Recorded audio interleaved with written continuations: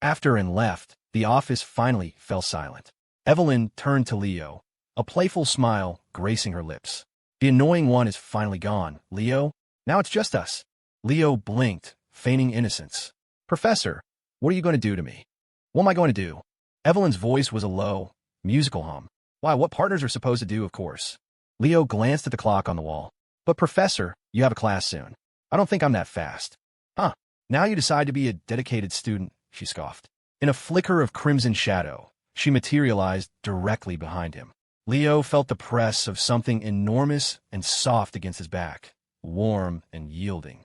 He was about to make a teasing remark when he felt her arms wrap around him in a tight, possessive embrace. When we're home, your sister is always watching, she murmured, her voice laced with a surprising vulnerability. And sometimes the other two come back. It feels like the only place I can have you all to myself is here at the academy. Leo gently covered her hands with his own. But I spend most of my time here. You're the one who's with me the most, aren't you? It's not enough. Never enough, Evelyn whispered, nuzzling against his neck. Her breathing grew heavier. I just want to be with you, Leo. Always.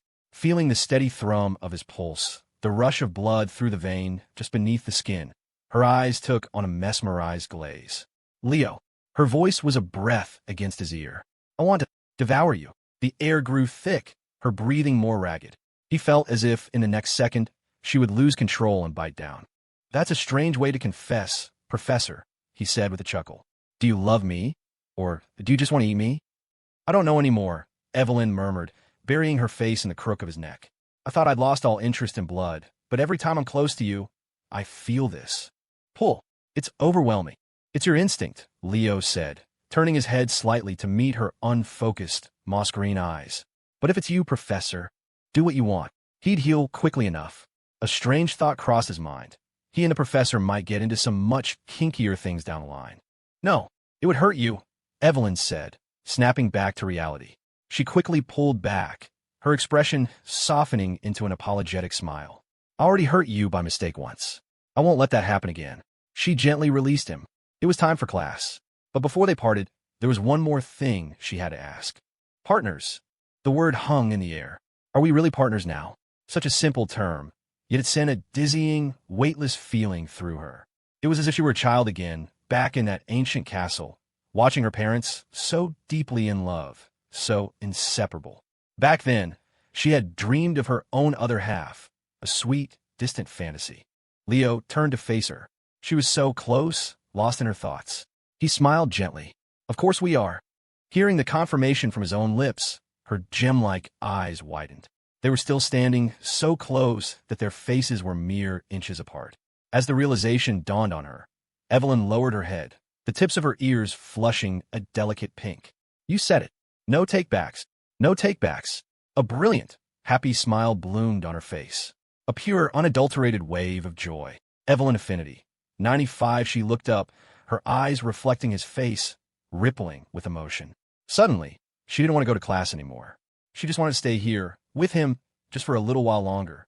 But life rarely grants such wishes. A series of loud bangs echoed from the office door, followed by a commotion in the hallway. Professor, Evelyn? Are you all right in there? What was that noise?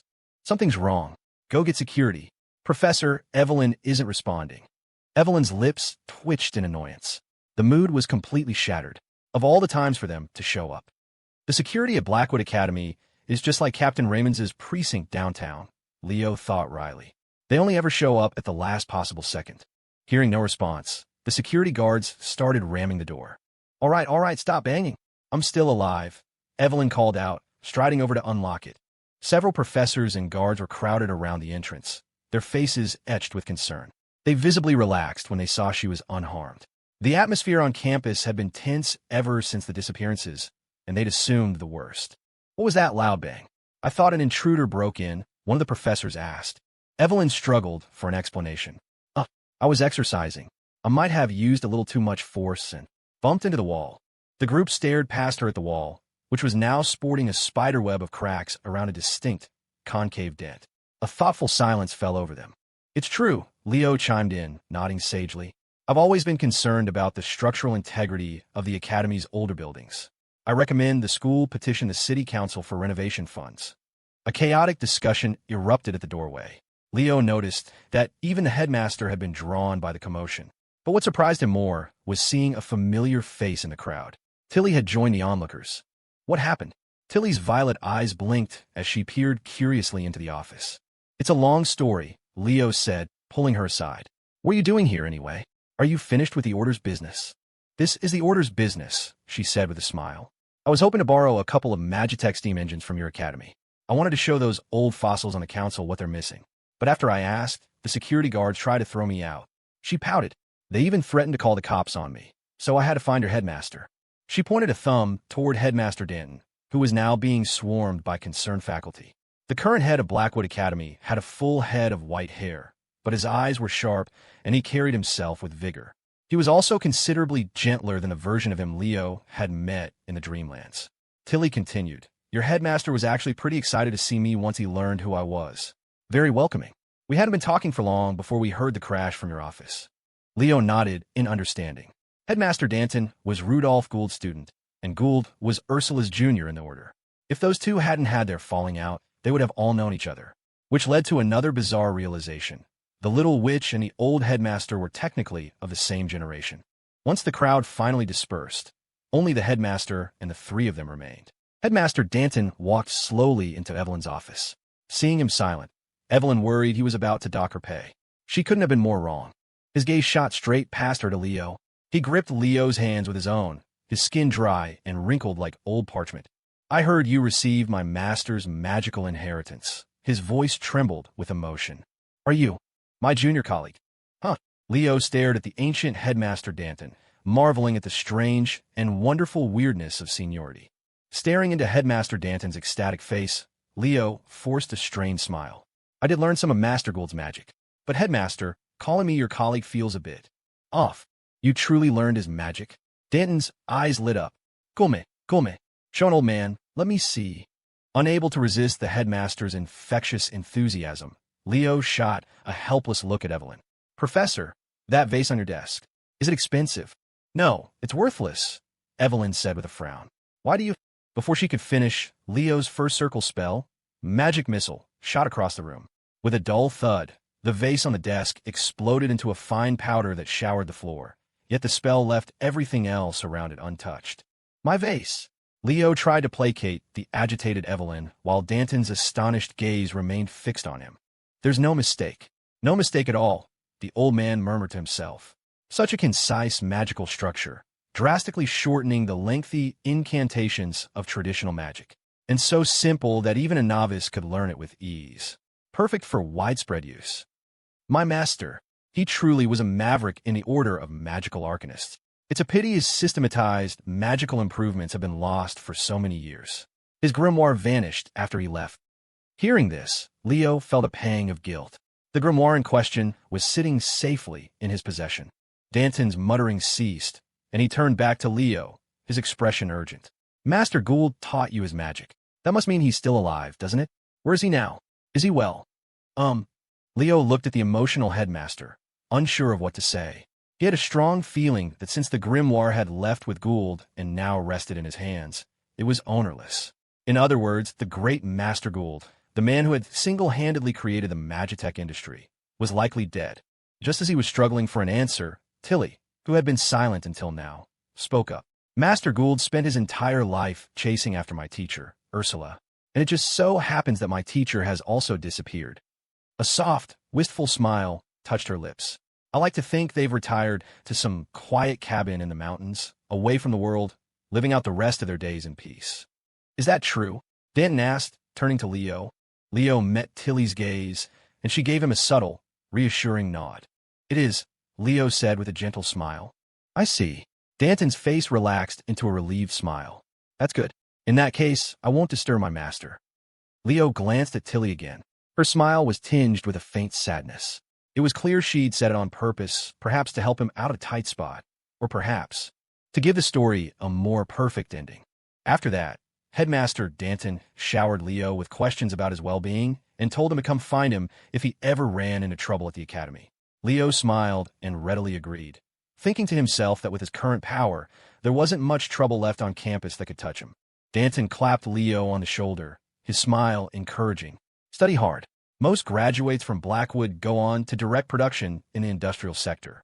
A few enter public service, lending their talents to His Majesty and the nation. Your future is limitless. I have other matters to attend to. Since Professor Evelyn is taking you along, perhaps we'll see each other in the Northern Territories next month. We can talk more then. This old man enjoys the company of young people. With that, the headmaster left with a smile. Leo turned a questioning look to Evelyn. The headmaster and my father are old friends, she explained. He's the one who designed the security mechanisms for the castle. Ah, I see, Leo nodded understanding. After Danton's departure, only the three of them remained. It was Tilly's first time in Evelyn's office, and she looked around with curiosity. She wandered over to the bookshelf, her eyes scanning the titles. I love to read. Since you're a professor at Magitech Academy, you must have an amazing collection. Well, about that.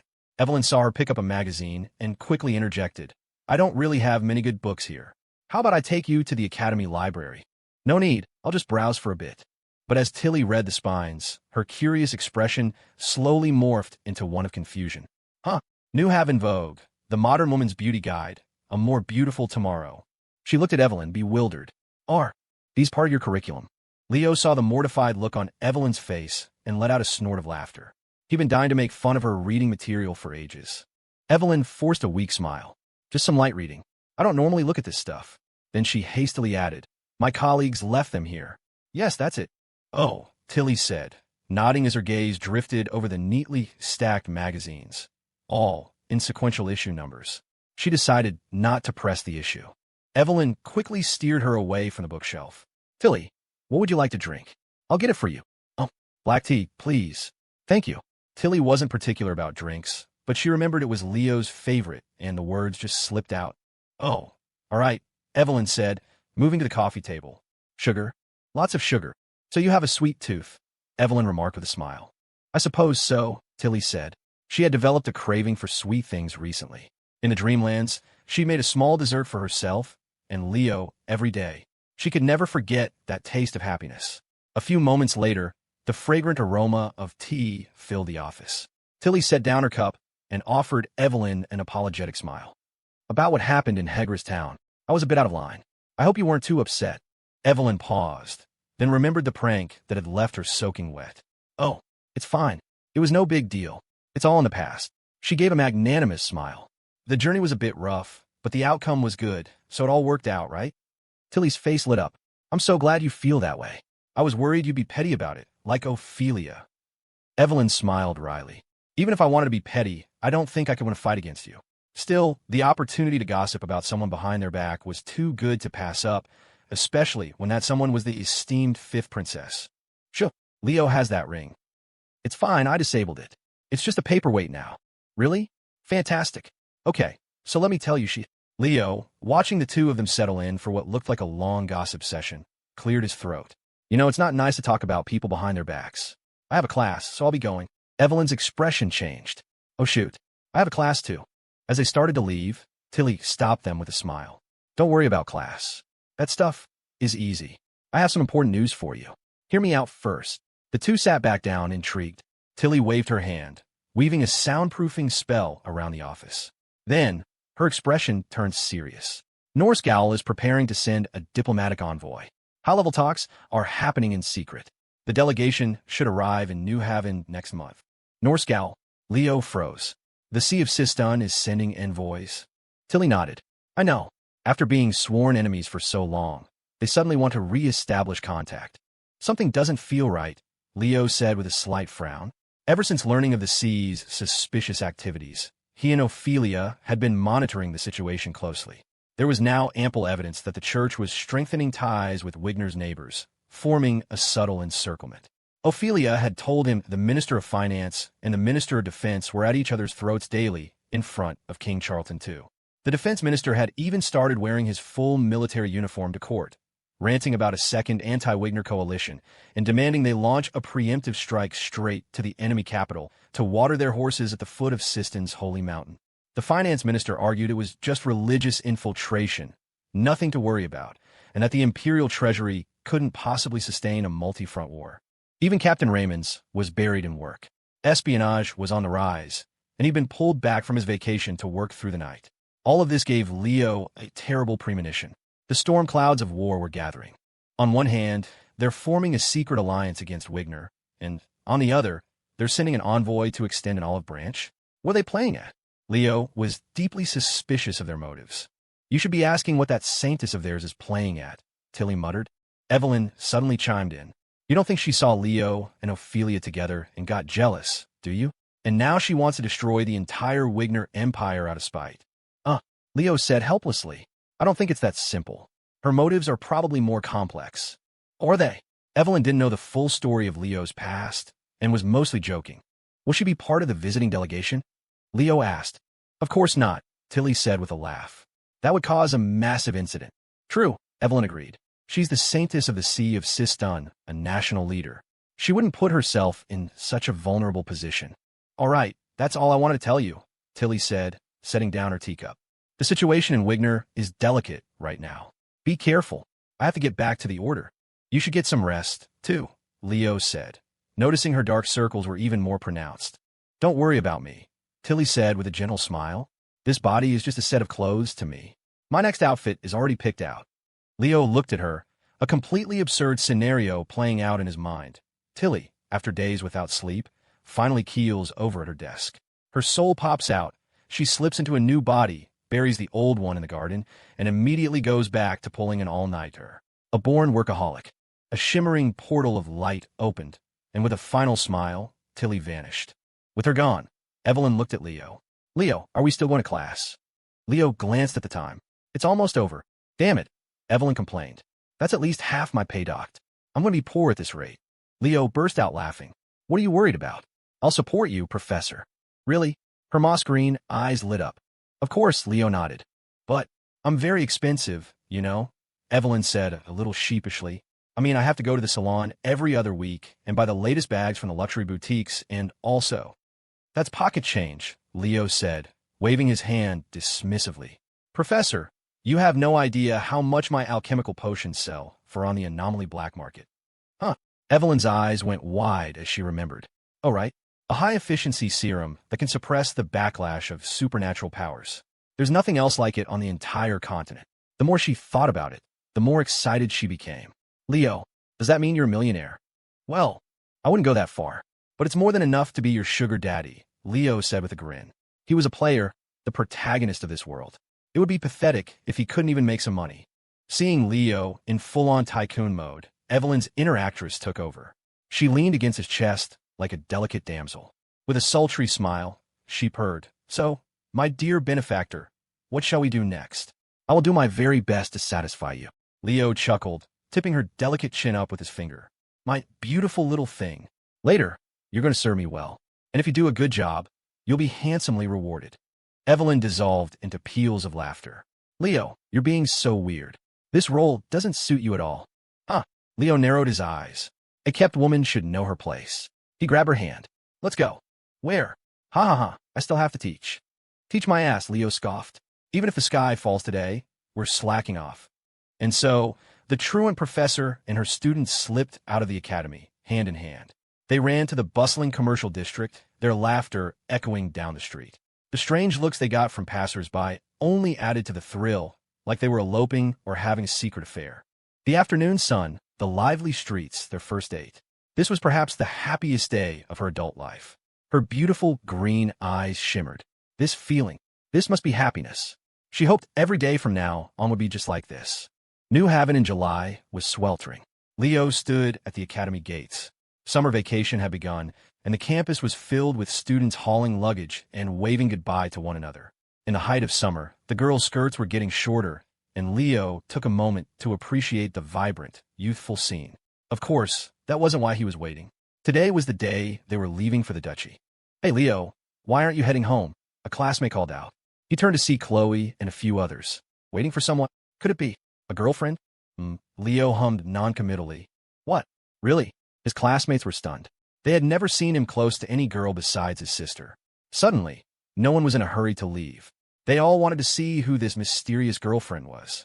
After a few minutes, their patience was rewarded. A stunningly beautiful woman, impeccably dressed and with a perfect figure, walked gracefully toward them, her target clearly Leo. Here she comes, his classmates whispered, their eyes wide with excitement and gossip.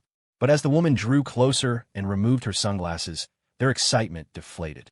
It's just Professor Evelyn. They had never seen her dressed so fashionably young before. At first glance, they'd mistaken her for a beautiful upperclassman. Evelyn glanced at them, her brow furrowing slightly. Vacation started. Were you all doing loitering at the gate? The students chuckled nervously. Some of them scattered immediately, making a quick escape. Evelyn slid her sunglasses back on and turned to Leo. Let's go. Home. Okay, let's go. Their exchange left the remaining students dumbfounded. Home? Chloe pointed between them, her jaw dropping. Professor Evelyn, Leo, you two live in the same place. We're neighbors, Leo explained casually. The very, very close kind of neighbors. The class president's eyes lit up in understanding. Oh, that explains it. I was wondering. Well, I'm off. Have a good vacation, Leo said with a wave, turning to leave with Evelyn. As the students began to disperse, Chloe stood watching their retreating figures. Something suddenly clicked in her mind. Wait a minute, that's not right, she exclaimed to herself. He said girlfriend. Back at the house, they found Tilly fast asleep on the sofa, clearly exhausted. You're back, big brother. Helena was using all 6 of her arms to pack suitcases. It was another long trip, so there was a lot to bring. Leo walked over and saw how neatly everything was arranged. He smiled and stroked her head. You've worked hard. I'll make you something delicious. Helena beamed. You're the best, big brother. Leo took out the magical pouch Tilly had given him and, with a wave, stored all the luggage inside. Evelyn watched, amazed. Now we'll never have to worry about running out of suitcase space. Leo shot her a look. Of everyone, Evelyn had packed the most: skincare products, cosmetics, a different dress for every day of the week. If he hadn't stopped her, she would have tried to bring her entire wardrobe. She managed to turn every life-threatening journey into a luxury vacation. Professor Evelyn certainly knew how to live.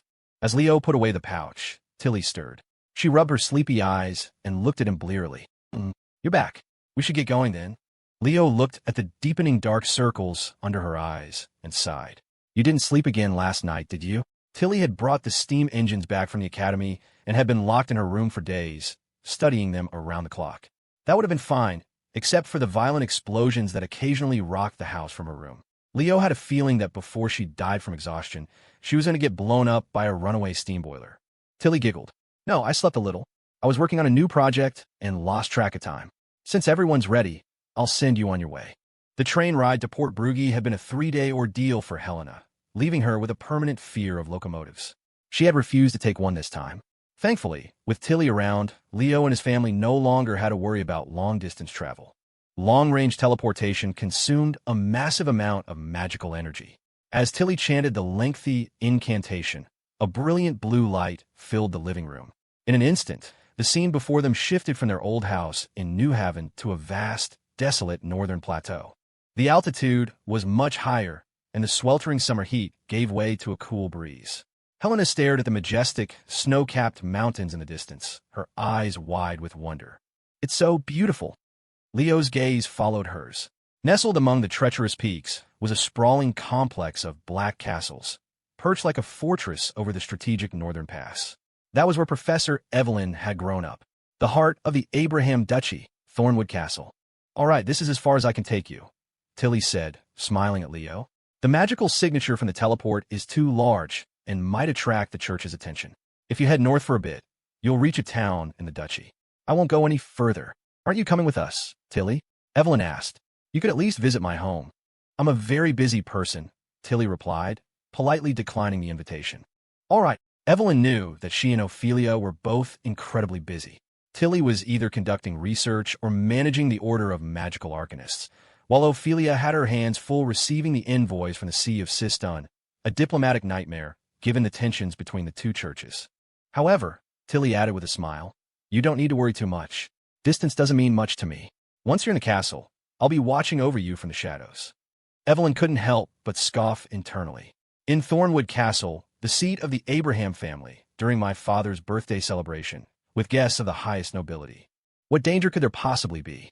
Leo just looked at her silently. Has it ever occurred to you that your family might be the biggest danger of all? After her goodbyes, Tilly still seemed worried about Leo. She leaned in close. You brought all the magical items I gave you, right? They're in your pouch. Leo nodded. What's wrong? A faint blush crept up Tilly's cheeks. She glanced at Evelyn and Helena before leaning closer to whisper in Leo's ear. Among the things I gave you, there's a ring. I think it's much prettier than Ophelia's. It also works for long-distance communication. So if you miss me. Leo's eyes narrowed suspiciously. A ring? Long-distance communication? That sounded awfully familiar. Don't get the wrong idea. Tilly waved her hands frantically. I won't force you to wear it, and it won't get stuck on your finger. I promise. I'm not a control freak like Ophelia. This really isn't for surveillance. All right, I believe you, Leo said, holding out his hand. He had a feeling all 5 of his fingers were going to be covered in rings sooner or later. With that final instruction, Tilly smiled, waved, and vanished. As Leo's party set off on their journey, long after they were out of sight. Back in the old house, Tilly watched Leo on a magical projection, a sly, triumphant grin spreading across her face. Not for surveillance? As if, question Ophelia, understand Ophelia, become Ophelia. After Tilly's departure, the trio headed north and soon saw the town. This northern settlement was far livelier than the quaint town of Hegris.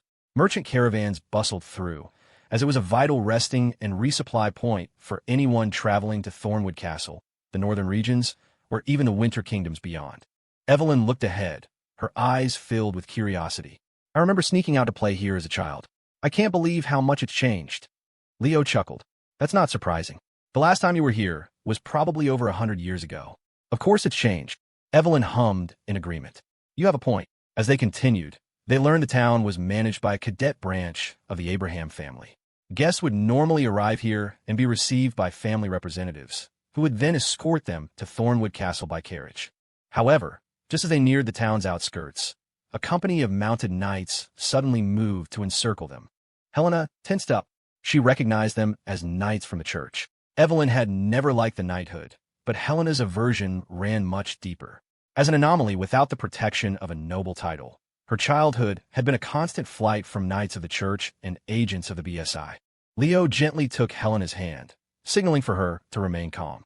Evelyn faced the lead knight and presented her identification, the thorn-flower crest of the Abraham family. Lady Abraham, the captain said, unable to know which of the Duke's children she was. Evelyn expected them to disperse after she revealed her identity, but the captain remained stern. We just detected a powerful surge of dark magic from that direction. There have been large-scale black wizard disturbances in the south, especially with the repeated appearances of that evil disaster witch. The dioceses across the country are on high alert, so my apologies, Lady Abraham, but it is my duty. I must perform a divine inspection on you and your party. Evelyn and Leo exchanged a helpless look. They hadn't realized Tilly's reputation had spread this far. They should have chosen a different spot to teleport. A divine inspection? Evelyn glared at the captain. Are you hunting heretics or anomalies? If it's the former, we both use magic. If it's the latter, all 3 of us are anomalous. What? Are you going to take all of us back to the church? A cold sneer touched her lips. Have you forgotten whose land you're on? Or perhaps I should take you up to the castle. It's teeming with heretics and anomalies. You can arrest them to your heart's content. Lady Abraham. The captain's smile was strained. As the knight commander for this region, he was well aware of the issues with the Abraham family. Unfortunately, his superior was not the Duke, but the bishop. Sensing the rising tension, several clerics from the back of the troop hurried forward. A middle-aged man in white robes approached with a genial smile. Please rest assured, Lady Evelyn. It is merely a routine check. If there are no issues, there will be no trouble. Your Grace, the knight captain said, falling in behind him. The trio's attention shifted to the newcomer. After introductions, they learned he was the bishop of this diocese and one of the guests invited to the Duke's birthday celebration. Bishop Lawrence's smile was disarming. He looked at Evelyn. I have an excellent relationship with your father. I don't normally meddle in these things. His tone turned weary. But my superiors have been pressuring us to increase our patrols. Honestly, they have no consideration for my position. Don't they know what territory I'm in charge of? Now that his identity was confirmed, Evelyn exchanged a few pleasantries. As a guest, he wouldn't make things difficult. She grudgingly agreed to the routine inspection. The bishop's retinue included a priestess, Philine, and several monks and nuns. After Evelyn consented, Philine stepped forward, closed her eyes, and began to pray, invoking a divine spell. A holy white light enveloped each of them in turn. As Bishop Lawrence had said, it was a quick formality. The checks on Evelyn and Helena were over in seconds. When it came to Leo, however, the spell seemed to get stuck, lingering for a full 3 minutes. Philine. Bishop Lawrence looked at the priestess, confused. Philine's expression as she stared at Leo was growing stranger by the second. She intensified the spell, her eyes fixed on him. Leo felt the holy light wash over him, cleansing his spirit. It was warm, comfortable, almost pleasant, but the fact that it wasn't ending was deeply unsettling. This was no routine inspection. Big brother. Leo, Helena, and Evelyn rushed forward, their faces filled with worry. What is the meaning of this? Evelyn demanded, turning on Bishop Lawrence. Perhaps because the spell had lingered on Leo for so long, the knights grew tense, drawing their swords as if they had caught a black wizard red-handed. Philine, the bishop urged. What are you doing? If he's not a black wizard, stop the spell. No, that's not it. Philine muttered, refusing to stop. Leo knew the spell wasn't hostile. It was a blessing of some sort, which only added to his confusion. Are you praying for me? I'm not injured, and I don't need healing. Philine finally ended the spell, but her eyes were wide with astonishment. This has never happened before, she breathed. The divine is very fond of you. Leo froze. Everyone else looked just as surprised. Philine shot a look at Bishop Lawrence, then turned back to Evelyn. Lady Abraham, your guard has a natural affinity for the divine. Such a gift is incredibly rare. Have you considered allowing him to join the church? Join the church. The turn of events caught Evelyn completely off guard. She exchanged a look with Leo and then flatly refused. I don't think so. Why would a member of the Abraham family ever join the church? Hasn't Bishop Lawrence told you? Philine frowned, looking at the bishop. Bishop Lawrence gave a weak smile and quickly explained. She just arrived at her post. She isn't familiar with the Abraham family yet. I see. Philine nodded curtly, dismissing the bishop and focusing on Leo once more. And you, Mr. Sterling? Have you no desire to join? Her gaze was intense, and before he could even answer, she pressed on. With a talent like yours, I can assure you, if you choose to serve the church and devote your life to the divine, you will rise quickly from the lowest rank of monk to priest, perhaps even bishop or archbishop. Leo smiled. I'm afraid I'm too fond of my freedom to devote my life to a god. He added, with a playful glance at Evelyn, and I can't handle all those strict rules. I hear monks and nuns have to be celibate for life. How lonely. If he became a monk, the women in his life would probably burn the church to the ground. Helena suddenly piped up. If you become a monk, big brother, I'll become a nun at your church. Don't worry, I'll always be with you. Evelyn rolled her eyes and pulled her back. The girl is so easy to please. As long as she has her brother, she's happy. But that wouldn't work for her. And besides the question of Leo joining the church, there was something about the way this priestess Philine was looking at him that made Evelyn's skin crawl. Her eyes were practically glued to him, her gaze almost predatory. It filled Evelyn with a simmering irritation. She stepped between them, her face a cold mask. Joining the church is out of the question. As for why, you can ask your bishop later. Inviting someone from the Abraham family to join the church. What were you thinking? Bishop Lawrence just smiled awkwardly. After that strange encounter, the three continued into town. The commotion had already reached the city, and the Lord Mayor rushed out with a retinue to greet Evelyn. Is that you, Lady Evelyn? Why didn't you inform me of your arrival? I assumed you'd be coming by the main road. What brings you from that direction? The Lord Mayor was human, a proxy for one of the Abraham family's cadet branches. In fact, many of the family's public affairs, including their seats on the council, were handled by human representatives. He quickly escorted them into the town and personally arranged for them to stay in the best guest rooms within his own residence. Once they were settled, Evelyn dismissed the fawning mayor and turned to Leo, her expression serious. Something about that whole incident felt wrong. You felt it too? Leo asked, having set down their luggage. Yes. Evelyn drew back the curtain. The company of knights had long since departed. It's strange enough for Bishop Lawrence, a representative of the church, to attend my father's birthday celebration. But I think there's something even stranger about the man himself. Her eyes narrowed with suspicion. His dynamic with that priestess, Philine. It's just bizarre. Leo frowned. He had to agree. Helena's big blue eyes darted back and forth between them. Leo smiled down at her. And what did our clever little Helena notice? I noticed. Helena nodded obediently. Bishop Lawrence was so meek, but Philine acted like she was his superior. Exactly, Evelyn exclaimed. Helena had put into words the vague unease she'd been feeling. Helena's theory was bold, but it wasn't impossible. Clever girl. You get a treat today, Leo said, stroking her hair. Helena preened under his touch, beaming. She loved being able to help her big brother. But beyond their strange dynamic, Leo had another, even bigger question. There's something wrong with Filene's divine magic. Wrong with her magic? Evelyn was surprised. What do you mean? I don't know how to describe it, Leo began, struggling for the right words. Her divine magic was too divine. Evelyn gave him the deadpan look. Is that the latest dad joke? Or some kind of riddle? No, listen, Leo said, frowning. Why did the church fall? Why was it replaced by secular governments? Of course, part of it was centuries of people fighting to break free from its chains. But a major reason was that divine magic suffered the same fate as arcane magic. It became corrupted. He looked at her seriously. Mages were cursed. How could the church's clerics, who were just as much users of supernatural power, be an exception? The power of divine magic grew weaker. People could no longer hear the guidance of the God of Light. In my opinion, he was either killed or replaced by an evil god.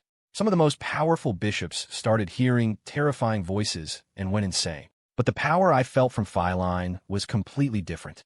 It was a true miracle, a gentle, benevolent presence, filled with love and well wishes for humanity. That was the power of a true creator god, the kind the church was supposed to worship. Now that you mention it, Evelyn hissed, feeling the mystery deepen. Elsewhere in the town, inside the Church of the Holy Edict, Bishop Lawrence dismissed the knight commander and the nuns. Sunlight streamed through the stained glass windows, illuminating the faint, compassionate smile on the statue of the deity. The atmosphere was as solemn and sacred as ever. What was that all about back there? Were you trying to blow your cover? Lawrence demanded, looking at Filine with reproach. Filine, however, was focused on her prayers, seemingly ignoring him.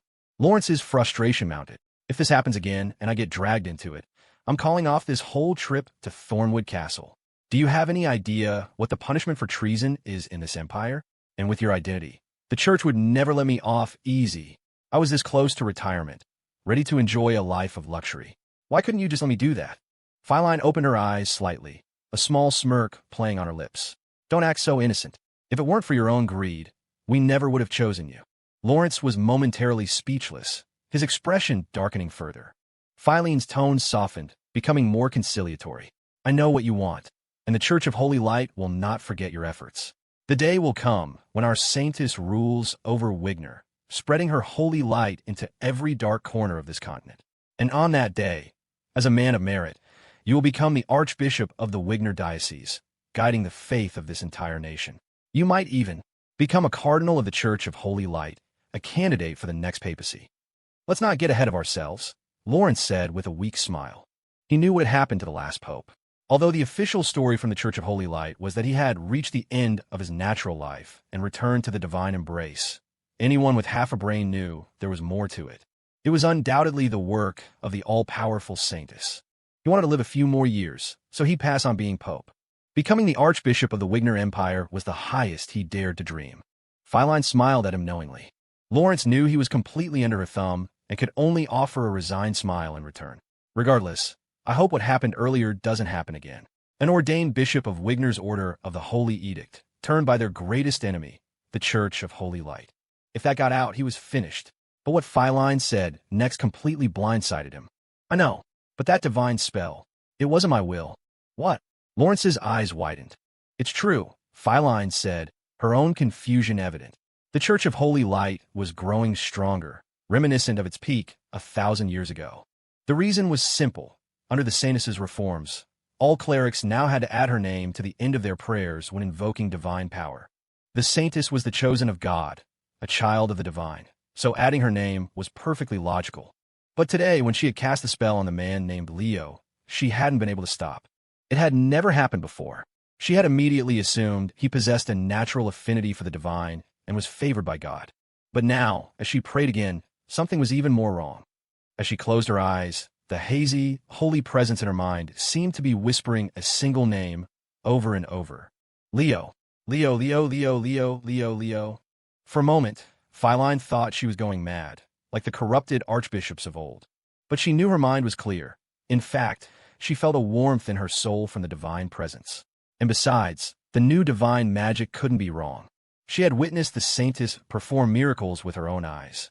God truly had returned to his lost sheep. So, This had to be a divine revelation. Feline decided that on the journey ahead, she would have to pay very close attention to this man, Leo, whom the divine held in such high regard. Perhaps she could turn him too. The trio settled into the northern town. With a few days to spare before they had to leave for the castle, Leo took Helena and Evelyn to wander the streets, eating and drinking their way through the local establishments. In a small tavern, Helena patted her slightly rounded belly and closed her eyes in contentment. "Even after all this time with you," Evelyn said, looking at her with envy, "I'm still astonished by your appetite." Helena opened her eyes to find both Leo and Evelyn staring at her. Her face flushed scarlet. "No, it's not that. I just don't like to waste food." Realizing she might have eaten too much, she shot a nervous glance at Leo. "You don't mind, do you, big brother?" Leo shook his head with a smile. "Of course not. I'm just worried you didn't get enough." He waved the tavern owner over and ordered another platter. The owner came over, his face a picture of disbelief. "I can't believe it. Such a small, skinny girl, but she can eat like that." Gazes from around the tavern flickered toward their table, making Helena's face burn even hotter. "Big brother, I'm really full." "No, you're not," Leo said, shaking his head. Soon, another huge platter of sizzling, spice-dusted meat was placed before them. The cuisine here was influenced by the rugged tribes of the northern winter kingdoms, hearty, generous portions with simple preparation. Leo was quite satisfied, as long as it wasn't potatoes. Helena's eyes sparkled, but she didn't touch the food. "You eat, big brother," she said, pushing the plate toward him. Evelyn saw the longing in her eyes and chuckled. "You really like meat, don't you, Helena?" "MHM. Helena nodded earnestly. "When I was hiding and running, there was never enough to eat. When I was hungry, I had to steal food. Meat was my favorite because it made me feel full and strong, so I could keep running." "I see." Evelyn had rarely heard about Helena's life before Leo found her. She hadn't realized it had been so harsh. She looked at Leo, her expression complex. Even at her lowest point, she'd had and secretly looking out for her and had never worried about food or shelter. For the Helena of the past, that would have been paradise. Leo cut a piece of meat and held it to Helena's lips. "I'll never let you go hungry again." Helena happily gobbled it down, her smile as bright as a crescent moon. "You're the best, big brother." Leo smiled dotingly and cut her another piece. Watching their tender interaction, Evelyn felt a pang of envy. "I wish my brothers and sisters were like you." "Were they not good to you?" Leo asked. "It's not a matter of good or bad. It's complicated," Evelyn said with a sigh. "You'll understand when you meet them." Leo nodded silently. He could imagine it. If she'd had even one decent relative, she never would have run away from home without a second thought. As the three of them ate, a persistent, prying gaze remained fixed on them from across the room. Evelyn shot an annoyed glance in that direction and nudged Leo. "That woman from the church has been following you for days." Leo followed her gaze. Priestess Feline was sitting in a corner, staring intently at him. For 3 straight days, ever since they'd met, Leo kept running into her in the most unexpected places. It was only because the town was small that he'd noticed. Otherwise, he'd think she was better suited to being an assassin than a priestess. Feline offered him a gentle smile and gracefully rose to her feet. This was always how it started. She would approach, then try to persuade him to join the church, selling him on grand promises of his future. "Lady Feline, if you're here to recruit me again, please save your breath," Leo said with a shrug. "The positions you've offered hold no appeal for me." Everyone knew the church in Wigner held little real power. It was a vassal of the throne. An archbishop here was nothing compared to one in Norscal. King Charlton, too, could have one executed and just invent a reason later. That was the entire point of the empire engineering the schism. The nobility of Wigner couldn't tolerate a distant papacy meddling in their affairs, and the emperor couldn't tolerate an organization that held more sway over the people's faith than his own family. That was how a once mighty institution had been reduced to the same level as the tiny Bureau of Special Investigations, becoming one of the 2 official supernatural organizations. In the age of the church, agents like Director Fredericks wouldn't have even been allowed a seat at the table. Leo had hoped to dissuade her, but his words only seemed to excite Feline more. "You feel the positions I've offered lack sincerity?" She leaned in closer, her voice a conspiratorial whisper. "You are favored by the divine, a talent rarely seen in this world. It would be a waste not to serve. Tell you what, since you seek a greater purpose, I can provide you with a path. A chosen one like you would surely be given the respect you deserve in Norscal." "Norscal?" Leo frowned. "You mean the Sea of Siston?" Philine's smile was cryptic. "That's right. But the Eastern and Western churches have been separated for centuries, Leo said, his eyes narrowing. They're sworn enemies, yet you claim you can get me an introduction. Are you suggesting? You're overthinking it, Mr. Sterling. All believers are one family, Feline said dismissively. If you knew anything about the church in Wigner, you'd know that many bishops and monks here yearn for the true Orthodox Church. It was only because of that despicable apostate from the Wigner diocese and a greedy emperor that we were led astray from the divine's light. Now, in New Haven, our two churches are beginning to restore communications. This is a God-given opportunity, Mr. Sterling. Please come with me. Return to the embrace of the true God, and your future will be truly limitless. Her expression grew more fervent, her eyes boring into his. Evelyn and Helena had had enough. It was one thing to proselytize, but why was she getting so close? She was practically draped over him. Go away. He already said no. Helena huffed, dragging a stool over and wedging herself between them. He's with me. You know the Abraham family are anomalies, don't you? Evelyn grabbed Philene's robes, looking ready to throw her out. What if you are? Philine frowned at her. The saintess has already reformed the sea. As long as you repent, the church will no longer be hostile to anomalies as it once was. Even creatures born of filth can find salvation. And I'm supposed to thank her for that.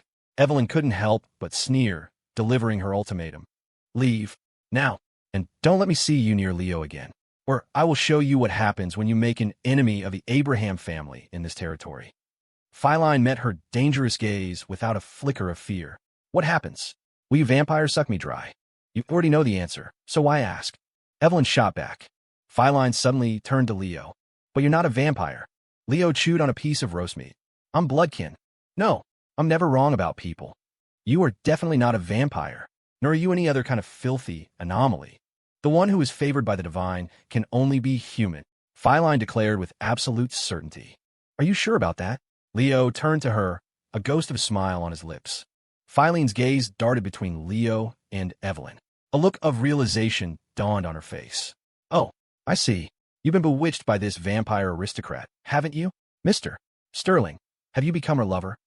Evelyn was furious enough to physically throw her out.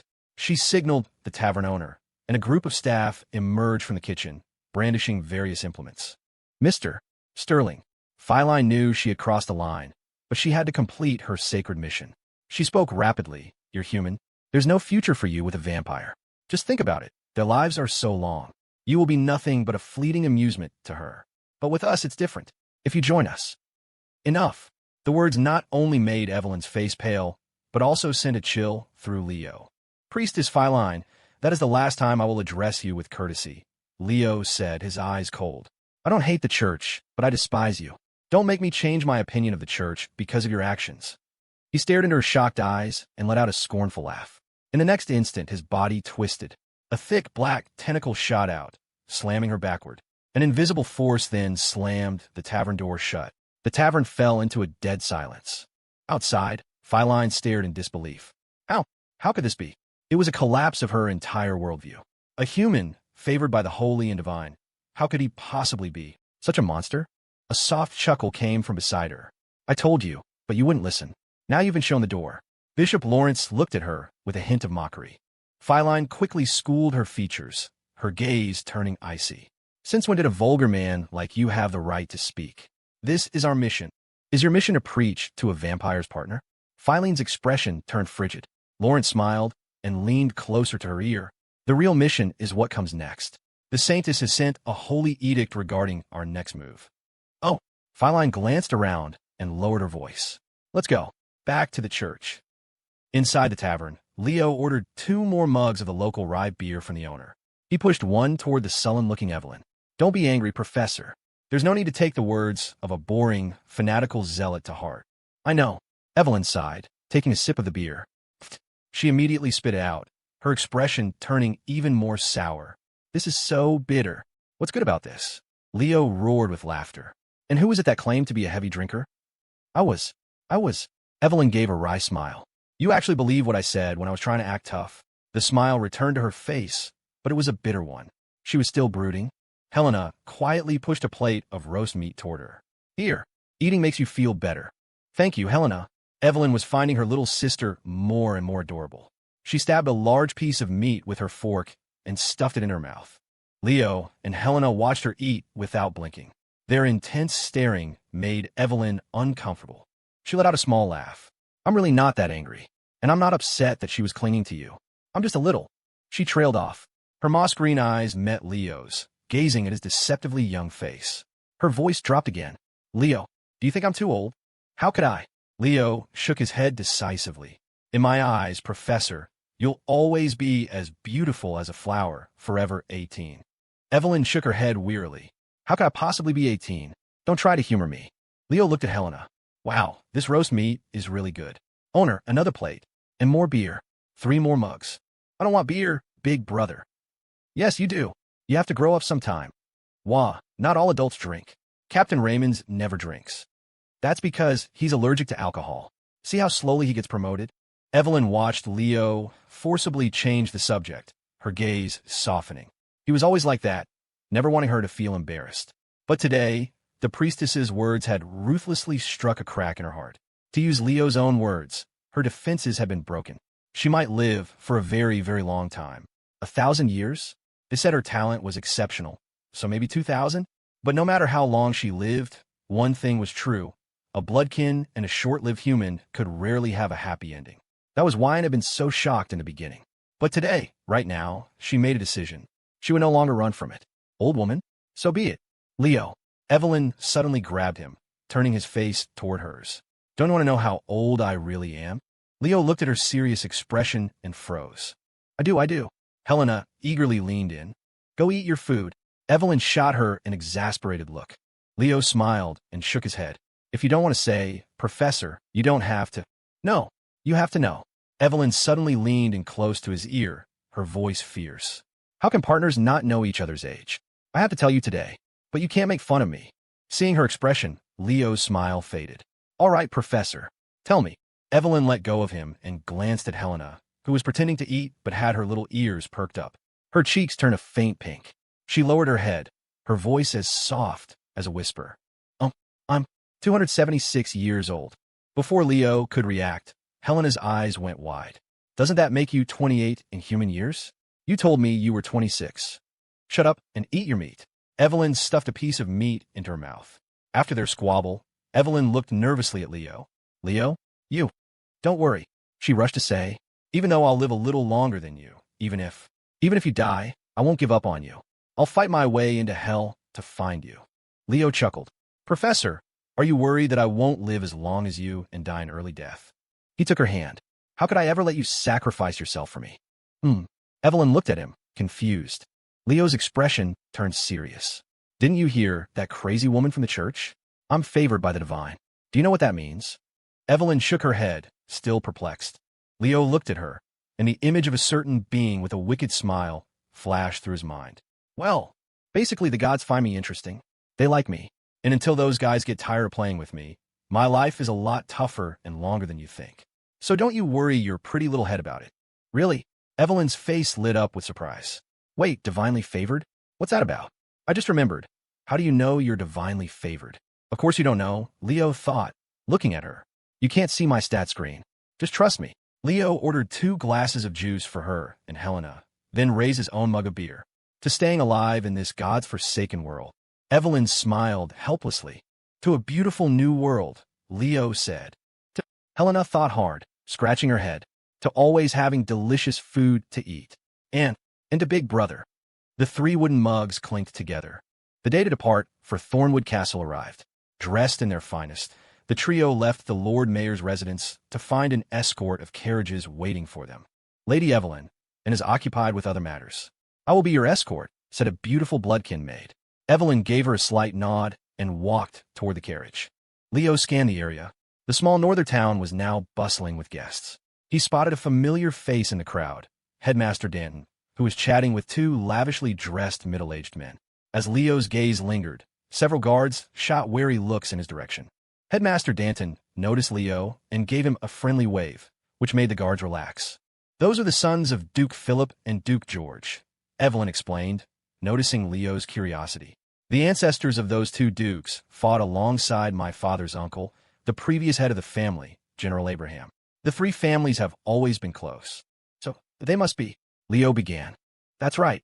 Evelyn smiled. The sword and a shield. Leo remembered the royal crest of Wigner, a complex emblem combining a black dragon, a sword and shield, and a thorn flower. The thorn flower represented the Abraham family, so the sword and shield must belong to the families of those two men. The old duke has a lot of influence, Leo observed. There were other high-ranking nobles present as well. Off to the side, surrounded by a crowd of admirers, he even saw a trusted confidant of the emperor, an elderly courtier.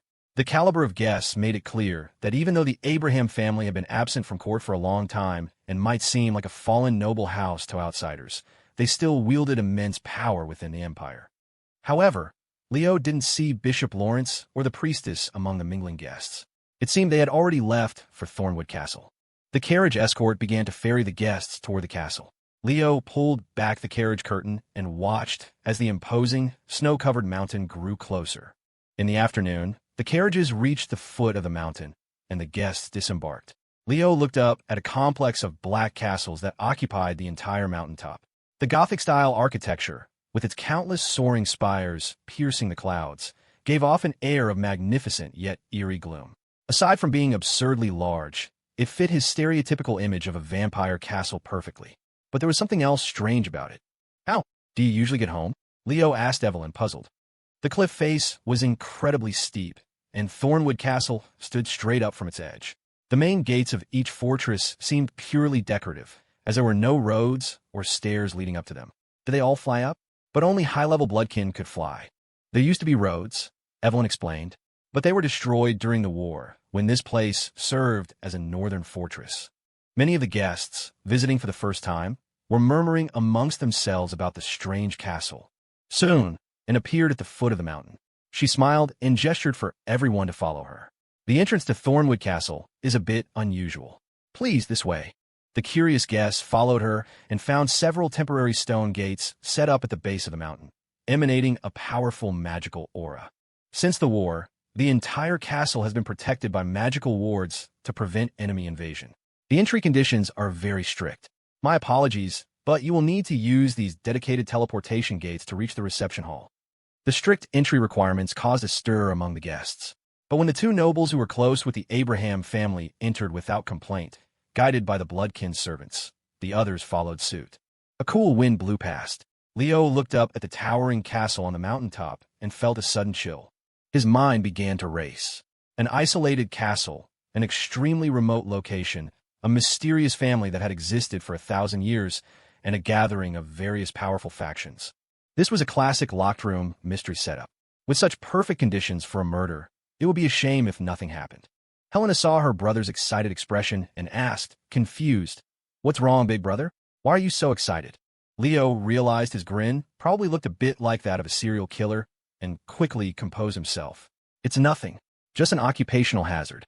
Oh, Helena was used to her eccentric brother by now. After they stepped through the gate, the light from the portal faded, and Thornwood Castle was once again sealed off from the world. Leo looked around at the lavishly decorated Grand Hall and was efficiently directing the numerous maids to escort the esteemed guests to their rooms. Once the initial rush was over and walked over, looking a bit apologetic. "My lady, I'm terribly busy at the moment. You and Mr. Sterling should go to your room and rest. The master is in a meeting with an important guest, but you should be able to see the mistress soon. Don't worry about me. You go ahead and do what you need to do," Evelyn said with a smile. As was about to leave, Leo suddenly asked, "The guest the Duke is meeting with now. It's Bishop Lawrence, isn't it?" And froze for a fraction of a second before quickly shaking her head. "I cannot disclose the master's affairs. My apologies. I was out of line," Leo said with a smile. That brief hesitation was all the confirmation he needed. After and left, Evelyn looked at him, puzzled. "Why did you ask that? Is there something wrong with Bishop Lawrence?" Leo turned to her and put a finger to his lips. Evelyn immediately fell silent. She glanced around, then led Leo and Helena through the winding corridors of the massive castle to her own room. After closing the door, she whispered, "Okay, it's safe to talk here." Leo looked around. Professor Evelyn's private chambers were surprisingly cute, much like a human girl's room. There were no cold, coffin-like beds. Instead, a large, soft pink bed with adorable pink stuffed animals sat in the center. "So the professor liked pink when she was little," Leo teased. "But there's only one bed here, and there were 3 of them. I'll sleep with Big Brother, Helena said, as if it were the most natural thing in the world. Evelyn frowned. If you two sleep on my bed, where am I supposed to sleep? Leo sat on the large bed and patted the space beside him. All three of us, of course. Evelyn rolled her eyes. Was that mysterious act just now all so you could discuss our sleeping arrangement for tonight? Leo laughed, deciding to stop teasing her. He held up his right hand and called out to Tilly through the ring. Tilly's tired face, her chin propped up in her hand, appeared before them. She wasn't at the old house. Behind her were towering bookshelves that seemed to stretch to the ceiling. She must have returned to the grand library of the order. I bet the little witch pulled another all-nighter, Evelyn said with a smile. You'd be right, but there's no prize, Tilly replied, stifling a yawn. After the pleasantries, Leo voiced his suspicions about the church delegation. So yeah, the priestess, the divine magic she used, even their reason for being here, it all feels wrong. You're very perceptive, Tilly said, her gaze approving. Just a coincidence, Leo said with a smile. He had no idea why that priestess was so fixated on him. If he were the one with a secret, he'd be trying to keep a low profile. Then again, considering she was a religious fanatic, her strange behavior wasn't entirely surprising. Tilly nodded, her expression turning serious. Ophelia and I are increasingly suspicious that the Norskal delegation visiting New Haven is just a diversion. Our covert investigations revealed that the See of Sistun sent another secret delegation. They headed north and then vanished without a trace. She grew thoughtful. It seems now that they secretly traveled to Thornwood Castle. Their target is Duke Victor, the Abraham family. I see, Leo said, his own expression growing grim. No wonder the priestess's divine magic was so powerful. It was the reformed magic of the Orthodox Church. And her offer to get him an introduction to the Church of Holy Light in the East wasn't just an empty promise. Why would people from the sea want to meet with your father? Leo asked, turning to Evelyn as a theory began to form in his mind. I can't imagine what they would be discussing. Evelyn's expression was complicated. The church nearly wiped out our entire race. And now, they're traveling all this way to secretly contact my father. Is your father planning a rebellion? Leo asked bluntly. Sure. Evelyn quickly glanced out the window, where many guests were strolling through the castle's central garden. Tilly nodded slowly. It's a possibility. For the sea to go to such lengths, it suggests they've had frequent contact before. This probably isn't the first time. She continued to caution Leo, if that's the case, you're in real danger. Call me if you need me. I'll protect you. Leo couldn't help but smile. Where did this feeling of security come from? It seemed only the little which could make him feel this way. After Tilly's projection vanished, the three of them sat on the large bed in a long silence. No, I have to ask my father. Evelyn suddenly stood up. Is he really going to betray the Empire? Is he going to join this so-called anti-Wigner coalition? She didn't care about the Empire itself. That was Ophelia's problem. But she knew the horrors of war and knew that she and Leo would be dragged into the heart of the storm. If you go to him now, the first thing the Duke will do is kill his daughter to silence her, Leo said, pulling her back down. Evelyn sighed deeply. Then what should we do? First, we eat, Leo said with a smile. Evelyn's eyes flickered. You mean we pretend we don't know anything, wait for the right moment, and then secretly? Leo shook his head. I'm just hungry. Evelyn deflated like a popped balloon, her face falling. Professor, don't rush things, Leo said patiently. Eating is important. You need a full stomach to deal with all these conspiracies, right? He looked at Helena, who nodded vigorously. All right, one step at a time, Evelyn sighed, getting to her feet. I'll take you to the dining hall. They've hired several renowned chefs from New Haven for the human guests. It's a bit of a walk, so I can give you a tour of my home along the way. Sounds good, Leo said, taking Helena's hand. Let's go eat. On the way to the dining hall, Evelyn excitedly pointed out the historical features of Thornwood Castle. She hadn't been home in 50 years, but everything was just as she remembered it. As Leo examined the oil paintings hanging in the long, shadowy corridors, he paid close attention to the system notifications. A vampire's feast survive until the end of the banquet, awaiting further mission updates. Save point, Thornwood Castle, reception hall reloads remaining. May 5th, well, just as expected, the unexpected was about to happen. According to the mission description, the most dangerous time would be the day of the banquet. He just didn't know what form the crisis would take. Helena saw her brother staring silently at the paintings and assumed he was thinking the same thing she was. She hesitantly asked Evelyn, the people in these paintings, they look so grim and bloody. Evelyn said with a wry smile. They depict the legends of our ancestors. They are quite dark. I didn't like them much as a child either. But the paintings further down are more interesting. Leo studied the paintings. The first depicted the legend of Cain, the progenitor of the bloodkin. Cain was a child of the god of light, but he killed his brother out of jealousy, becoming the world's first murderer. As punishment, he was cursed to become the first of the bloodkin. The second painting showed Cain creating his descendants out of loneliness, the origins of the 7 bloodkin clans. The third showed the second and third generations, as the bloodkin race grew and flourished.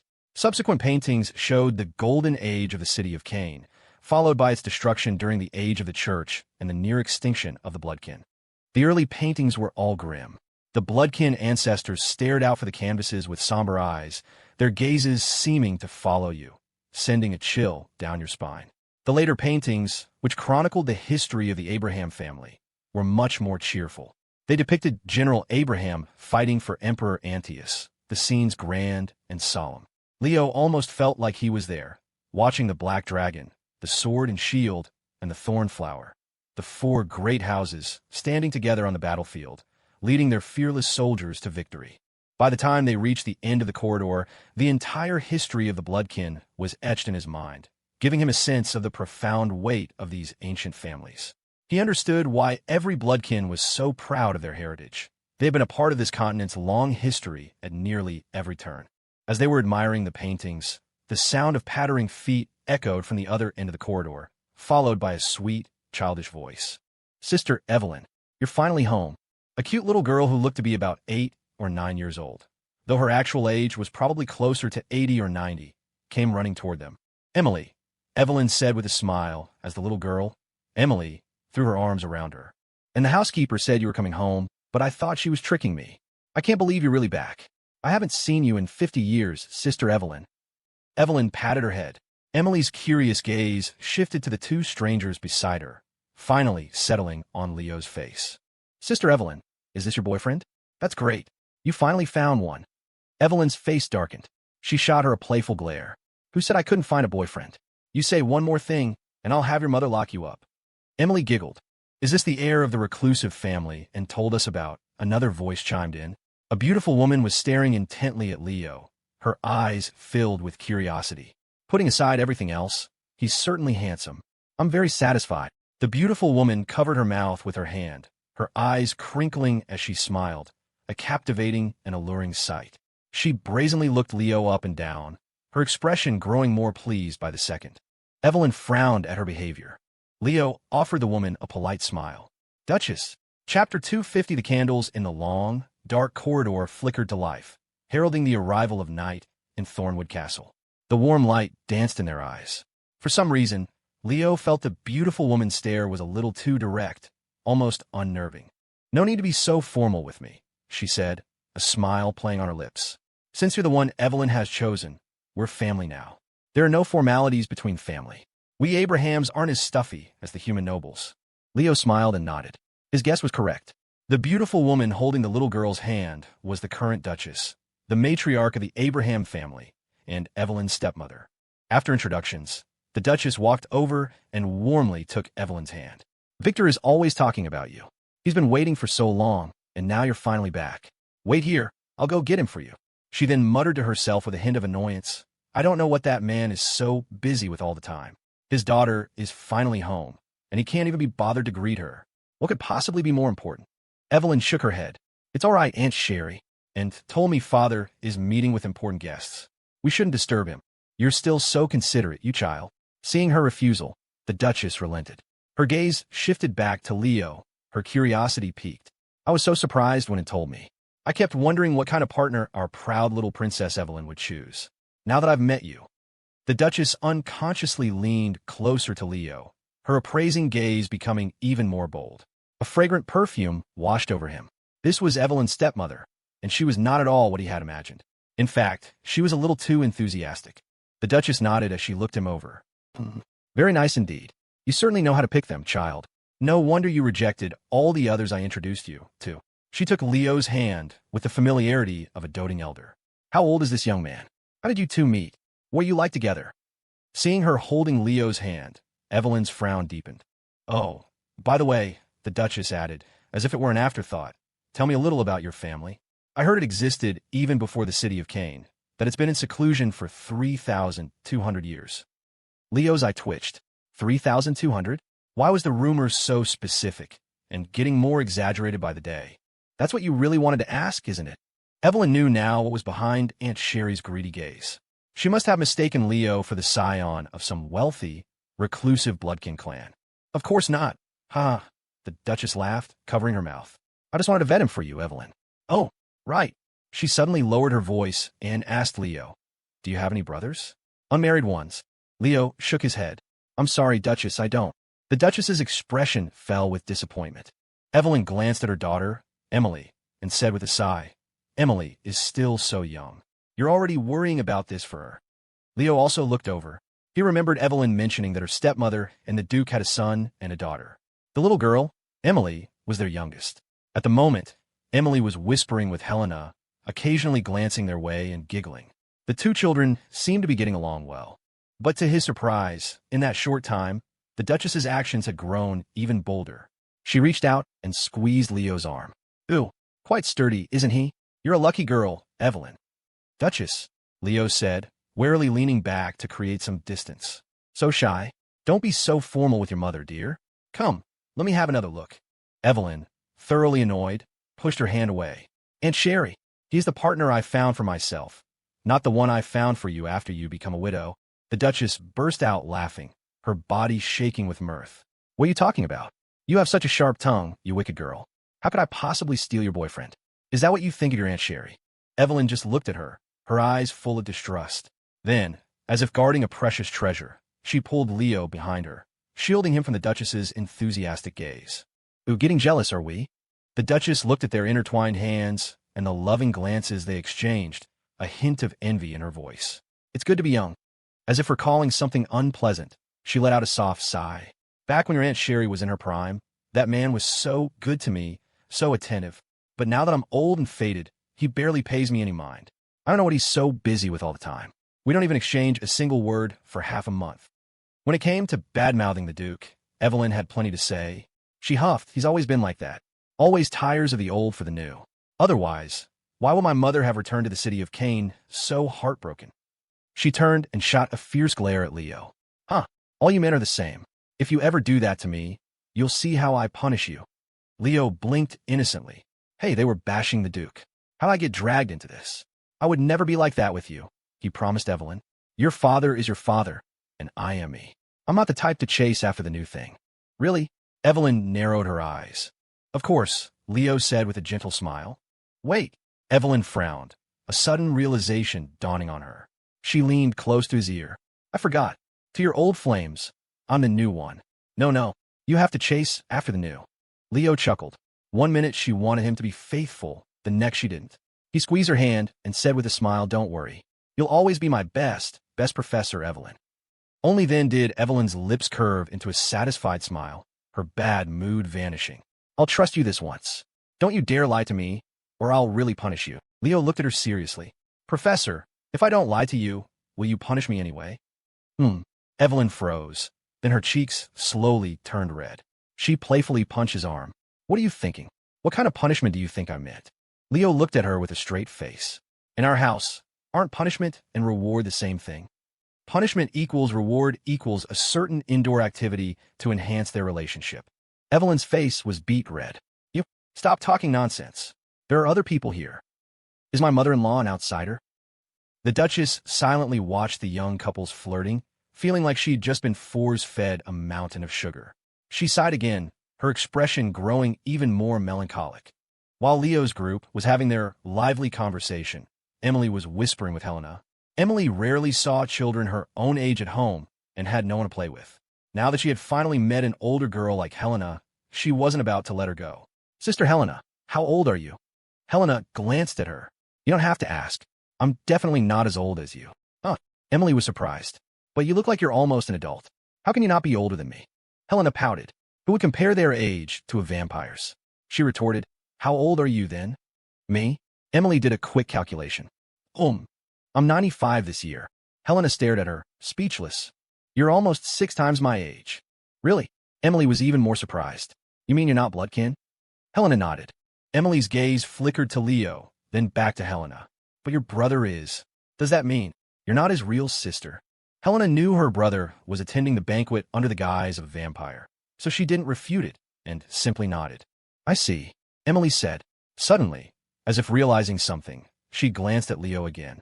When she turned back, she noticed Helena was also constantly staring at her brother. Ooh, so that's how it is. She narrowed her eyes slyly, feeling like she had uncovered a big secret. No wonder you've been staring at brother Leo this whole time, without even blinking, like you're afraid he'll disappear. And you were so angry when my mother got close to him. You were jealous, weren't you? Helena bit her lip, her face anxious. And no, I wasn't. I was just worried about him. Emily blinked, her cute face suddenly leaning in close. Sister Helena, you don't like brother Leo, do you? Helena's face instantly turned crimson. She quickly looked at Leo, relieved to see he wasn't paying attention. She glared at Emily, annoyed. What are you saying? He's my brother. Don't say things like that. It's really weird. What's so weird about it? Emily said nonchalantly. I like Sister Monica. I'm so worried she's going to get married. Huh. Helena took a second to process that. Emily sighed dramatically, as if speaking to Helena and to herself. You have to act on love immediately. You can't hesitate, or they'll always see you as a little sister and never understand your feelings. Act immediately? Helena asked, her curiosity piqued. How do you act? Seeing Emily's sly look, Helena quickly shook her head. Don't get the wrong idea. I just want to know what you would do. I'm not thinking about my brother. Emily narrowed her eyes, giving her a look that said, I know exactly what you're talking about. I know, huh? She put on a serious face like a little adult. You have to. Make the first move. Make the first move. Helena's face scrunched up. But I already did, and I failed. What? Emily leaned in, her eyes wide with gossip. Tell me. What did you do? Helena looked at Leo. I imprisoned my brother. I almost succeeded, but he escaped in the end. Emily's eyes widened in disbelief. Emily stared at Helena in disbelief. Helena, you're joking, right? When Helena's expression remained unchanged, Emily's eyes went wide. So, you really locked up your own brother? I did, Helena said, confused by her strong reaction. And I almost succeeded. Emily was floored. She leaned in, her voice a baffled whisper. But why would you do that? Did Leo do something wrong? Helena offered a sheepish smile. I don't even know what I was thinking back then. But she looked down at Emily, who was quite a bit shorter than her. You and I are both anomalies. You must know the feeling, right? Which feeling? Emily asked, her curiosity piqued. The corruption? Helena's gaze drifted, lost in memory. It's that feeling when you're suddenly not yourself anymore. Your mind is consumed by rage. You become so extreme. When I saw my brother talking to other women, I wanted to kill every single one of them.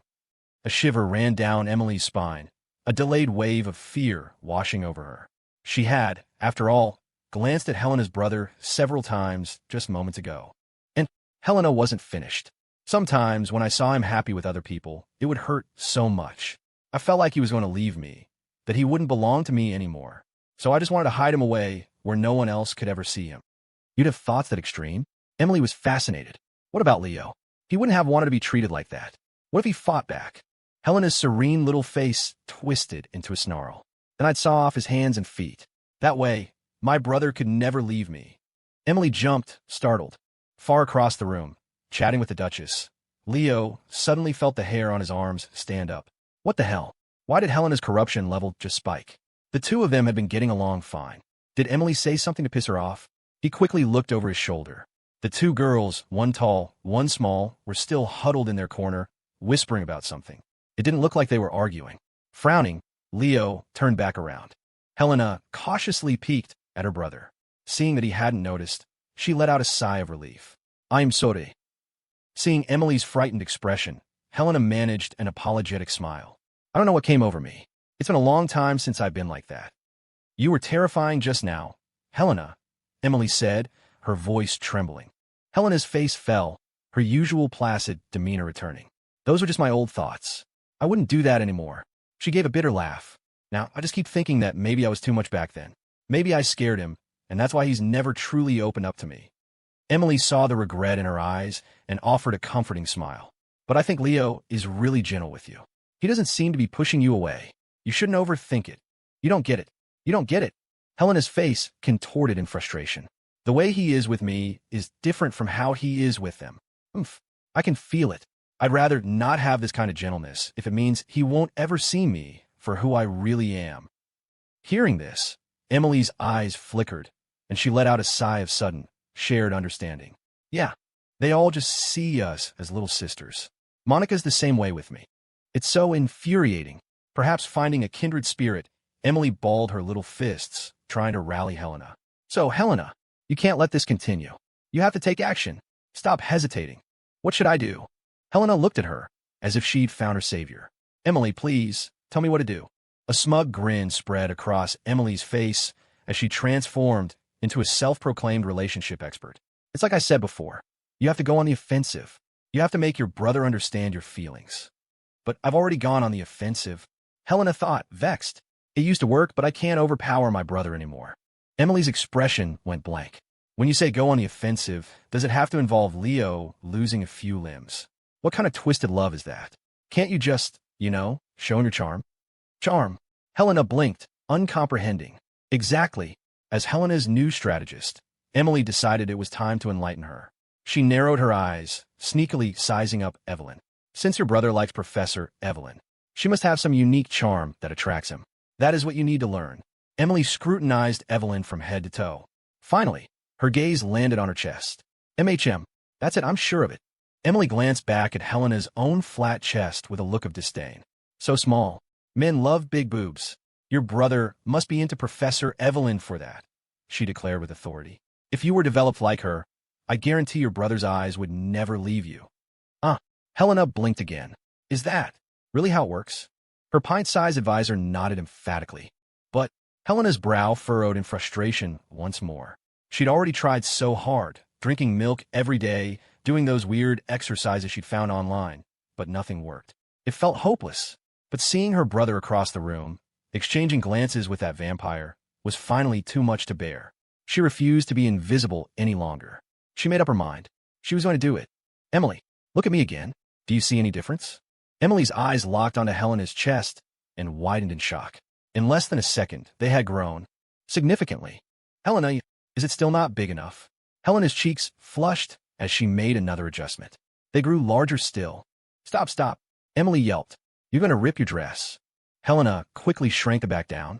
Witnessing this miracle, Emily asked in amazement, Helena, what kind of creature are you? Are you a shapeshifter? Helena giggled. Of course not. I'm a very powerful anomaly. Emily looked at her with envy. I wish I could do that. I can't wait to grow up. I can't maintain it forever, Helena said with a hint of resignation. Using her powers to alter her body for too long would inevitably trigger a backlash.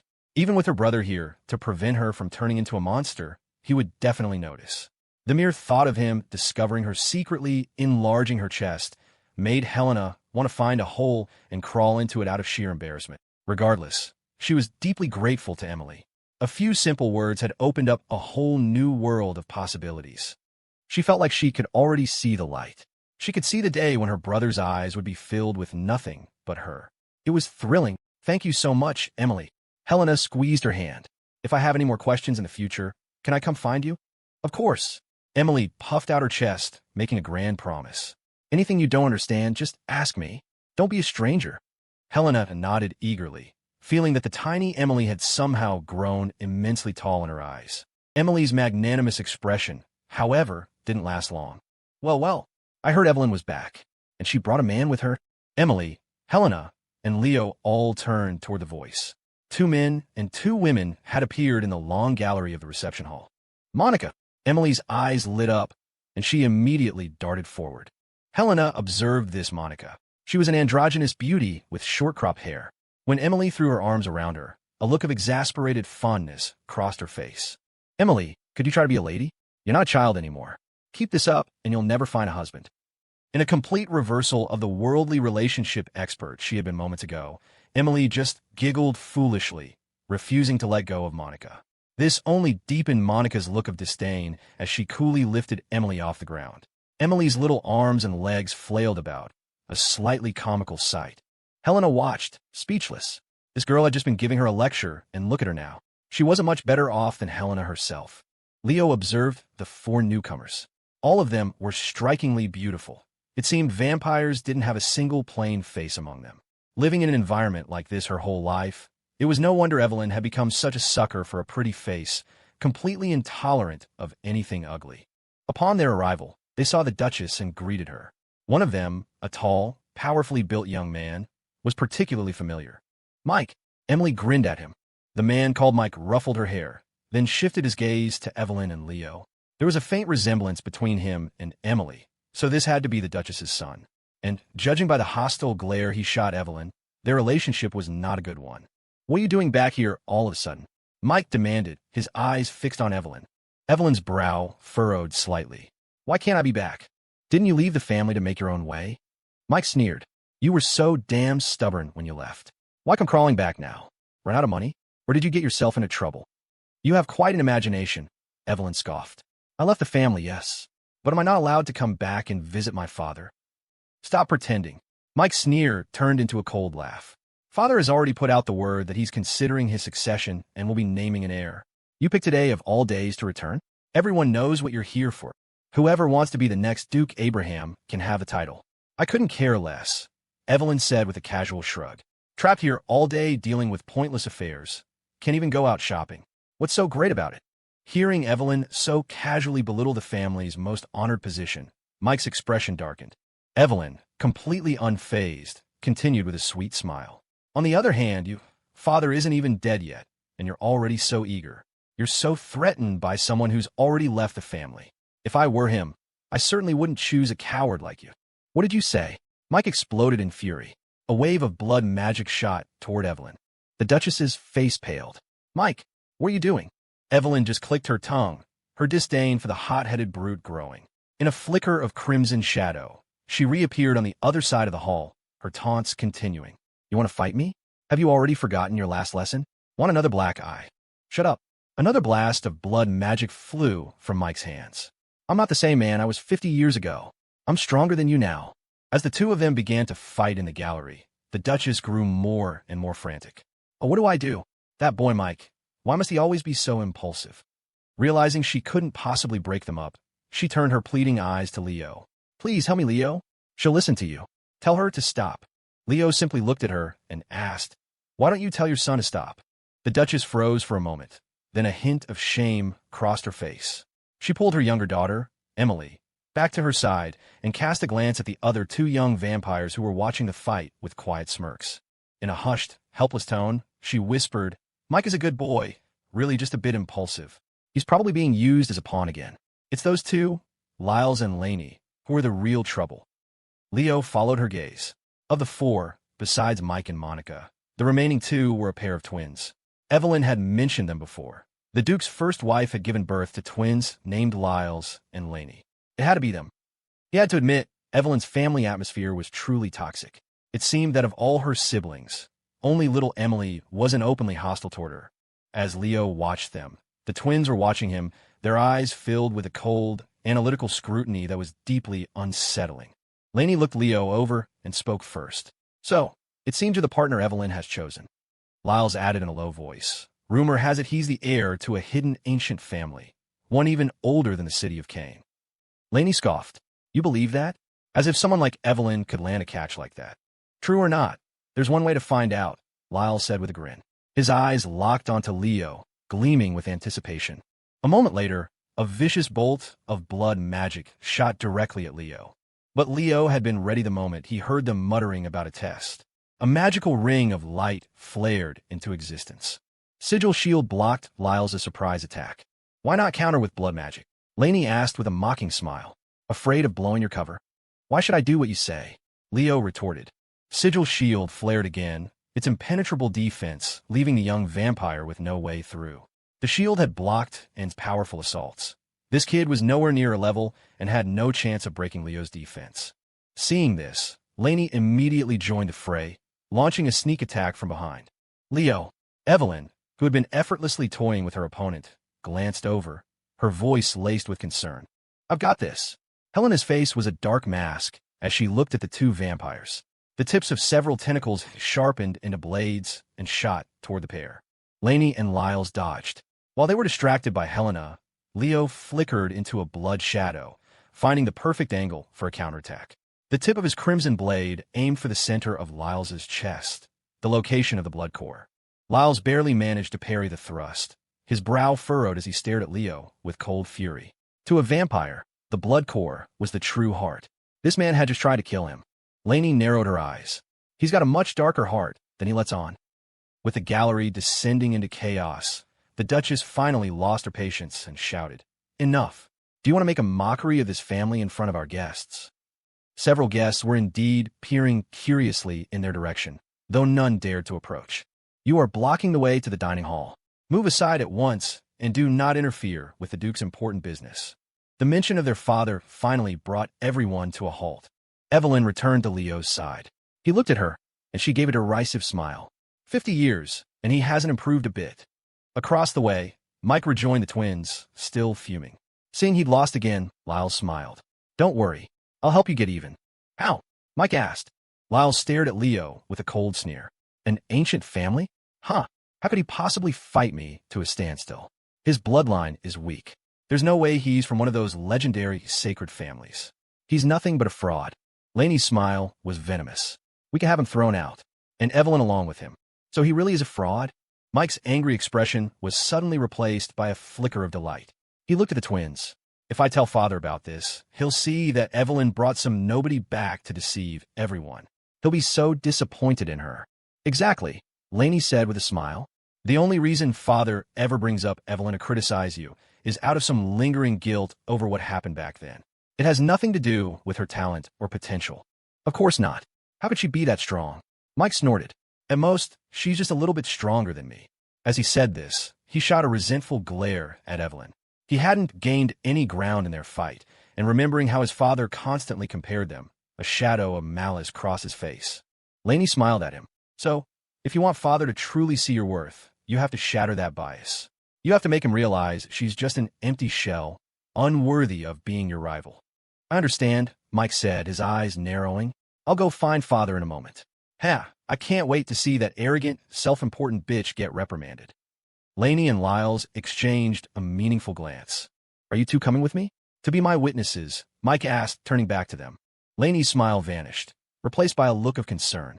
"You know, Father has never paid much attention to us. In this generation, you two are the most gifted. We have no influence with him." "Fine," Mike nodded. "I won't put you in a difficult position. I'll go myself." As the three of them whispered, Monica watched from the side, a flicker of mockery in her eyes. "I'd suggest you go now," Lyles offered, a worried tone in his voice. "Otherwise, she might get to him first and twist the story. You know how devious that woman can be." "Right." Mike was suddenly impatient, but then he saw more guests approaching and paused. "Let's wait." "Huh. Isn't that Father's friend, Headmaster Danton?" They all looked over and saw Headmaster Danton walking toward them with a curious expression. "So you're all here," the headmaster said, spotting familiar faces. He walked smilingly over to Leo and Evelyn. "Headmaster," they both said, greeting him with a smile. Danton looked around, puzzled. "I heard a commotion over here and came to see what was happening. I didn't expect to find you two. What's going on?" Leo gestured with his chin toward the group of siblings. "Nothing much. Professor Evelyn is just getting a less than warm welcome home." "I see." Danton frowned, seeming to understand. He looked at Evelyn, who appeared unbothered, and shook his head. "I was quite surprised to hear you were returning to the family. If you ask me, there's no need for you to come back at all. Wouldn't you be better off staying at Blackwood Academy, where you can shine?" Evelyn immediately replied, "Headmaster, who told you that? I'm not rejoining the family. I broke ties with him long ago. I'm only here to celebrate his birthday." She huffed and crossed her arms. "He begged me to come back, you know. Otherwise, I wouldn't have bothered." Danton burst out laughing. "That sounds more like you. It seems the stubborn girl who did everything she could to study at Blackwood hasn't changed one bit." "Headmaster," Evelyn sighed. "That was so many years ago. What was Professor Evelyn like as a student?" Leo's curiosity was piqued. He'd never heard this story before. Danton's face softened with nostalgia. "Even after all these years, I remember it clearly. We heard a vampire was impersonating a human student at the academy. We were terrified and immediately called in the Order of the Holy Edict to arrest her. They got into a massive fight and nearly demolished a classroom building." Leo felt like he was getting the inside scoop on Evelyn's rebellious past and couldn't hide his gossipy grin. Evelyn just buried her face in her hands. "Headmaster, please don't expose my embarrassing history in front of him. It's so awkward." "Don't listen to her, Headmaster. Please continue," Leo said, not about to let her off the hook. Danton chuckled and went on. "Later, We discovered this young vampire genuinely wanted to learn, which truly surprised me. And when I found out she was Duke Victor's daughter, I was even more astonished. But seeing her determination, I gave her special permission to stay and continue her studies. Danton looked at Evelyn. After all, that was my own teacher, Rudolph Gould's philosophy. He always hoped to share knowledge equally with all who sought it, regardless of country or race. I'm truly grateful, Headmaster Danton, Evelyn said with a warm smile. After I left my family, I felt lost for a very, very long time. Not until I came to Blackwood Academy did I find a sense of purpose. Think nothing of it, Danton said, shaking his head. I never expected you to be so brilliant. You became a professor soon after graduating and even published papers that brought honor to the Academy. In truth, the Academy is grateful to you. Her papers? Leo asked. Which one specifically? A sociological survey of anomalous populations within the Empire, Danton replied. Due to long-standing conflicts, the academic world had very little understanding of anomalies, and there were many ridiculous misconceptions. Evelyn's paper covered all the unknown anomaly groups and pioneered a new field of research. The Academy even added a new department because of it. Oh, it wasn't that big of a deal, Evelyn said modestly, but the corners of her lips were already turned up in a smile. I just made a small, insignificant contribution. Leo grinned. And here I thought your thesis was titled Skincare in You, How to Be More Beautiful Tomorrow. Evelyn shot him a massive eye roll. Is that really how you see me? Leo chuckled. Well, yeah. Oomph. Evelyn pouted. I happen to be a serious academic, you know. I'm very professional. MHM. Leo looked her up and down. Professor Evelyn was only professional when she was in a classroom. At home, who would ever guess that the woman sprawled lazily on the sofa, legs crossed, barefoot and snacking, was the same serious, profound professor. Still, he'd seen her serious professor side plenty. He was suddenly curious to know what she was like as a shy, young student. The more he thought about it, the more excited he became. Professor, when you were a student, are there any pictures left? He whispered. Preferably the really youthful kind, in a school uniform skirt, with white knee-high socks. Evelyn gave him a withering look. No, in your dreams. Headmaster, Leo decided to appeal to a higher authority. What year did Professor Evelyn graduate? Could I find her graduation photo if I look back? Oh, well. Danton paused. Let me think. It was quite some time ago. Evelyn's expression was one of pure resignation. She leaned close to Leo's ear. You really want to see that badly? Leo blinked. Of course. A seductive smile bloomed on Evelyn's face. Then when we get home, she whispered, how about I wear it for you? Really? Leo's face lit up. He suddenly wanted to go home right now. What was some stupid Duke's birthday party compared to seeing Professor Evelyn in a schoolgirl uniform? As the two of them whispered intimately, Helena suddenly popped up between them. Brother, if you want to see, I can wear one for you too. Leo and Evelyn looked at her, exasperated. How are her ears so damn good? Helena stared defiantly at Evelyn. What's so great about her in a school uniform? Is she trying to act young? She stopped just short of calling her an old woman, but the blow landed all the same. Evelyn was so wounded by the age comment, she didn't even have the energy to retort, only managing a faint sigh. Well, Helena is much closer to a student's age. A brilliant idea suddenly struck Helena. How about I enroll at Blackwood Academy too? Then I can wear a school uniform for you every day, brother. Leo chuckled, patting her head. Helena, Blackwood Academy isn't a place just anyone can get into. Helena, who had been preening with pride, instantly deflated. Right. She'd never even been to school in her life. Blackwood Academy was only for the best and brightest students. Danton, completely missing the subtext, thought he had another eager young scholar on his hands. He smiled benevolently. You're Leo's sister? It's a good thing to want to learn. If you are sincere, as the headmaster, I have the authority to make a special exception for you. Really? Helena's head shot up, her eyes wide with surprise. You're getting ahead of yourself, Leo said, his voice full of weary amusement. Helena looked at her brother, confused. Danton continued, Blackwood Academy never turns away a talented individual. If you truly have the aptitude, I can arrange a special entrance exam for you. You won't even need a perfect score, just an excellent result will suffice. Oh, Helena's face fell again. Evelyn burst into laughter, feeling she had reclaimed her victory. While the three of them were sharing a light-hearted moment, the atmosphere on the other side of the gallery was decidedly different. Mike looked perplexed. Headmaster Danton seems to know that fraud quite well. Lyles frowned. Then a thought occurred to him. Isn't Evelyn from the same academy as Danton? That Leo fellow. Maybe he's from there too. Lainey narrowed her eyes. Perhaps, but that doesn't prove anything. Danton is just a craftsman who built some contraptions for our family. Mike laughed. Exactly. Frauds can have connections, can't they? Knowing Danton means nothing. But just as he was thinking this, several other guests approached. It's the heirs of House Philip and House George, Lainey noted. The three houses, Sword, Shield, and Thornwood, had always been close, supporting each other for years. They were the Abraham family's unspoken allies. Let's go, Lyles said, preparing to greet them. The newcomers smiled warmly as they approached, but to Lyles' surprise, their target was Leo's group. Headmaster Danton, aren't you going to introduce us to your fine student? Philip said with a smile, his guards close behind him. Danton proudly clapped Leo on the shoulder. The hero who saved New Haven. He was in the papers for over a week.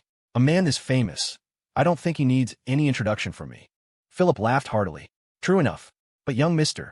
Sterling, I believe this isn't our first time meeting, is it? Do you remember me? Leo looked at the two smiling, middle-aged nobles and really wanted to say he had no idea who they were. But in the end, he offered a polite smile.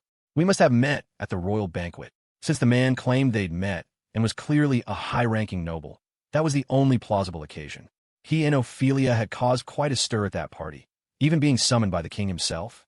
A good memory, Philip said, looking even more pleased. Leo then exchanged some polite, business-like pleasantries with the two nobles, the kind of meandering, roundabout conversation that was typical of their class. He was a bit puzzled, though, as it was clear they had something specific they wanted to ask him.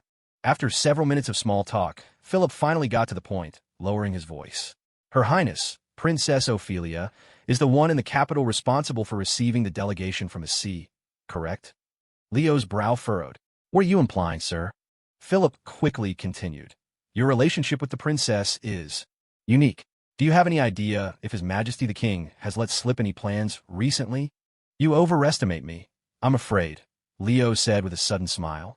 How could I possibly know His Majesty's decisions? I'm just a student. The other noble, George, gave him a look that said, don't insult my intelligence. Her Highness suddenly appeared in Port of Brugge last month and met with the bishop of the southern diocese. You were there at the time. His expression grew serious. The princess has the king's complete trust. Her every move is deliberate. A month later, a delegation from the sea arrives. The king's recent, frequent contact with the church must mean he has something in mind. Philip nodded. Precisely. Leo looked at them, silently amused. Precisely what? Ophelia was in Port of Brugge to clean up the mess with the dragon tomb. It had absolutely nothing to do with this month's delegation. These two were masters of mental gymnastics.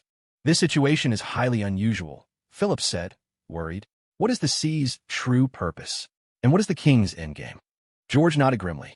Whether it's war or an alliance, the stakes are enormous. Our three houses must be prepared. Leo and Evelyn exchanged a look. These two nobles would never guess that the king was just as in the dark as they were. No one knew what the sea was planning. But perhaps they would find some answers here at Thornwood Castle. Meanwhile, on the other side of the room, watching Leo chat so easily with so many powerful figures, the center of their attention, Mike and the others were plunged into deep confusion. Could it be that he really is? Mike was starting to believe it. Lainey narrowed her eyes. Only now did she begin to truly, seriously observe Leo. But the social whirlwind in the gallery wasn't over. Bishop Lawrence approached from the other side, with the ever-intense priestess Philine in tow. Leaning against a pillar nearby, Monica let out a soft chuckle and glanced at Mike. Still planning on running to father to tattle? Mike shook his head decisively. I think I'll pass. As Bishop Lawrence came over to exchange pleasantries, the perpetually haunting priestess Philine naturally made a beeline for Leo. The moment she appeared, Evelyn's eyes narrowed, watching her like a hawk. Leo's own expression soured. The thing she had said a few days ago had deeply upset Evelyn, and he had no patience for this zealous fanatic. Mr. Sterling, Philine approached, her face a mask of conflicting emotions. Don't tell me you're here to try and recruit me again, Leo said, glancing at her. I'm a tainted anomaly. You already know that, don't you? I'm aware, of course, but Philine's eyes were a swirling mix of doubt and awe. She could never have imagined that an anomaly could possess a natural affinity for the divine. There are no buts, Leo said flatly. If you're just going to repeat yourself, please leave. No, there is something else I need to ask you. Philine's gaze locked on Leo. After a moment's hesitation, she asked, Mr. Sterling, do you happen to know the saintess from the Holy See?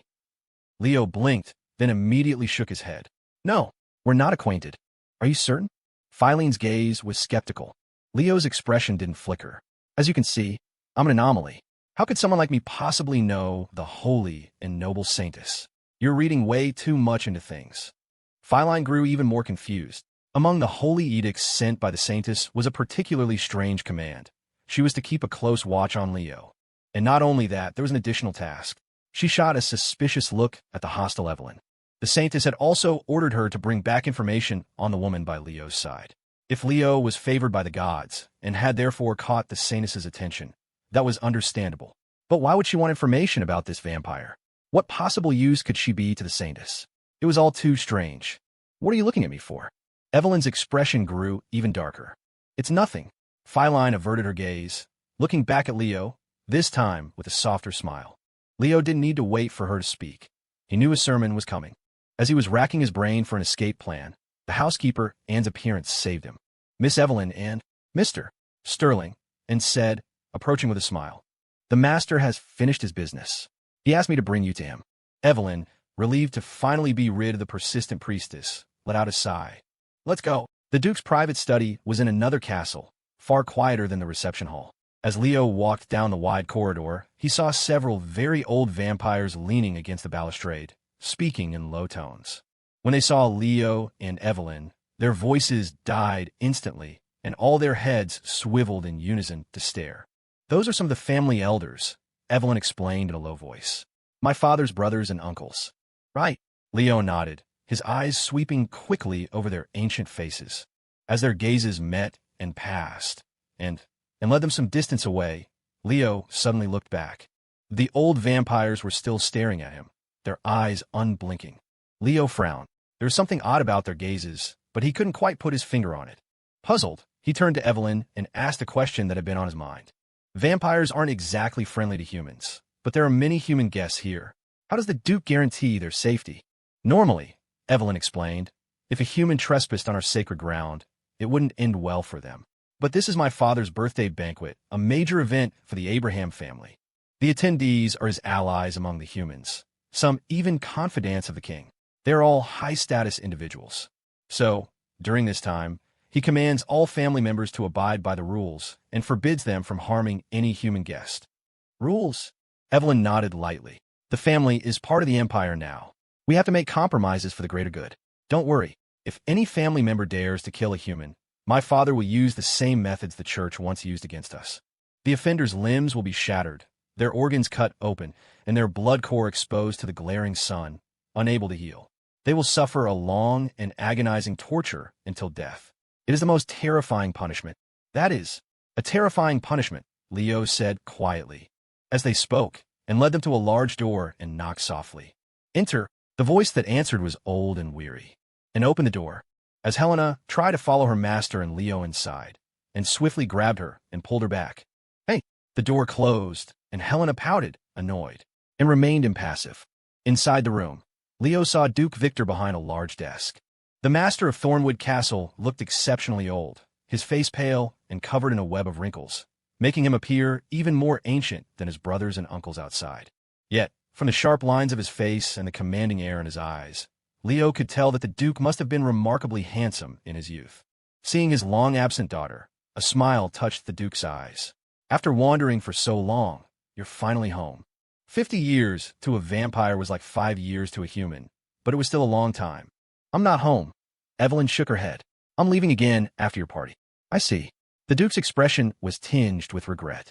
It would be nice if you stayed a while longer. I have to work, Evelyn retorted. You think I'm like those freeloaders in this house? That university professor job? The Duke looked at her, still unable to comprehend its appeal. Working hard every day, the same routine for half a lifetime. What's so good about a life like that? Evelyn sighed. Who likes working? I have to earn money. Who else is going to support me? Who's going to buy me pretty clothes? She trailed off, then, as if remembering something, shot a quick glance at Leo. Oh, right. I have someone to support me now. Leo smiled. Professor Evelyn wasn't as high maintenance as one might think. Or maybe it was just that he wasn't short on money these days. The Duke's attention finally shifted to Leo, and the faint smile on his face vanished. "You are Evelyn's boyfriend?" Leo felt a sharp, piercing gaze. The Duke's hawk-like eyes narrowed, scrutinizing him with severe intensity. He suddenly felt more pressure from the Duke than he had from King Charlton II. Unlike Ophelia and her father, who were more like a facade, it was clear this father genuinely cared for his daughter. "Yes, sir." Leo smiled and took Evelyn's hand. A soft smile graced Evelyn's lips as she intertwined her fingers with his, facing her father without flinching. The simple gesture spoke volumes about their intimacy and affection. A sudden ache throbbed in the Duke's temples. He rubbed them and looked at Leo. "You are human, are you not?" "That's right, I'm human," Leo answered honestly. There was no point hiding it from Evelyn's father. "Then what is this nonsense about a hidden, ancient family?" he asked, frowning. "The rumors have been running wild, and even spent 3 days and nights researching it." "That was my fault," Evelyn said with an embarrassed smile. "I was just teasing Anne. I had no idea she'd take it so seriously." In the end, the more Anne had investigated, the more disturbing things had become, until she was on the verge of questioning reality itself. "But Leo really is remarkable," Evelyn added, wanting to build her partner up in her father's eyes. "Do you know about his accomplishments?" "A human." The Duke's expression grew weary as he looked at his daughter. He sighed. "This is utter foolishness. In a few decades, this human will be old, while you will remain young. Will you still love him, then, as you do now? And even if you do, a human lifespan is barely 100 years. Soon you will lose him, witness his death, and be left with nothing but immense pain." The Duke stared at Evelyn. "Have you considered any of this? Or are you simply blinded by love?" "No, it won't happen." Evelyn suddenly squeezed Leo's hand. Leo had promised her they would survive this damn world together. He always kept his word. Otherwise, she couldn't imagine a life without him. Leo smiled and explained to the Duke, "Your Grace, if your only concern is the matter of lifespan, then I'm afraid you're worrying for nothing. If you don't believe me, I will prove it to you. You can entrust Evelyn to me with peace of mind." "Oh." The Duke's expression was non-committal, clearly skeptical.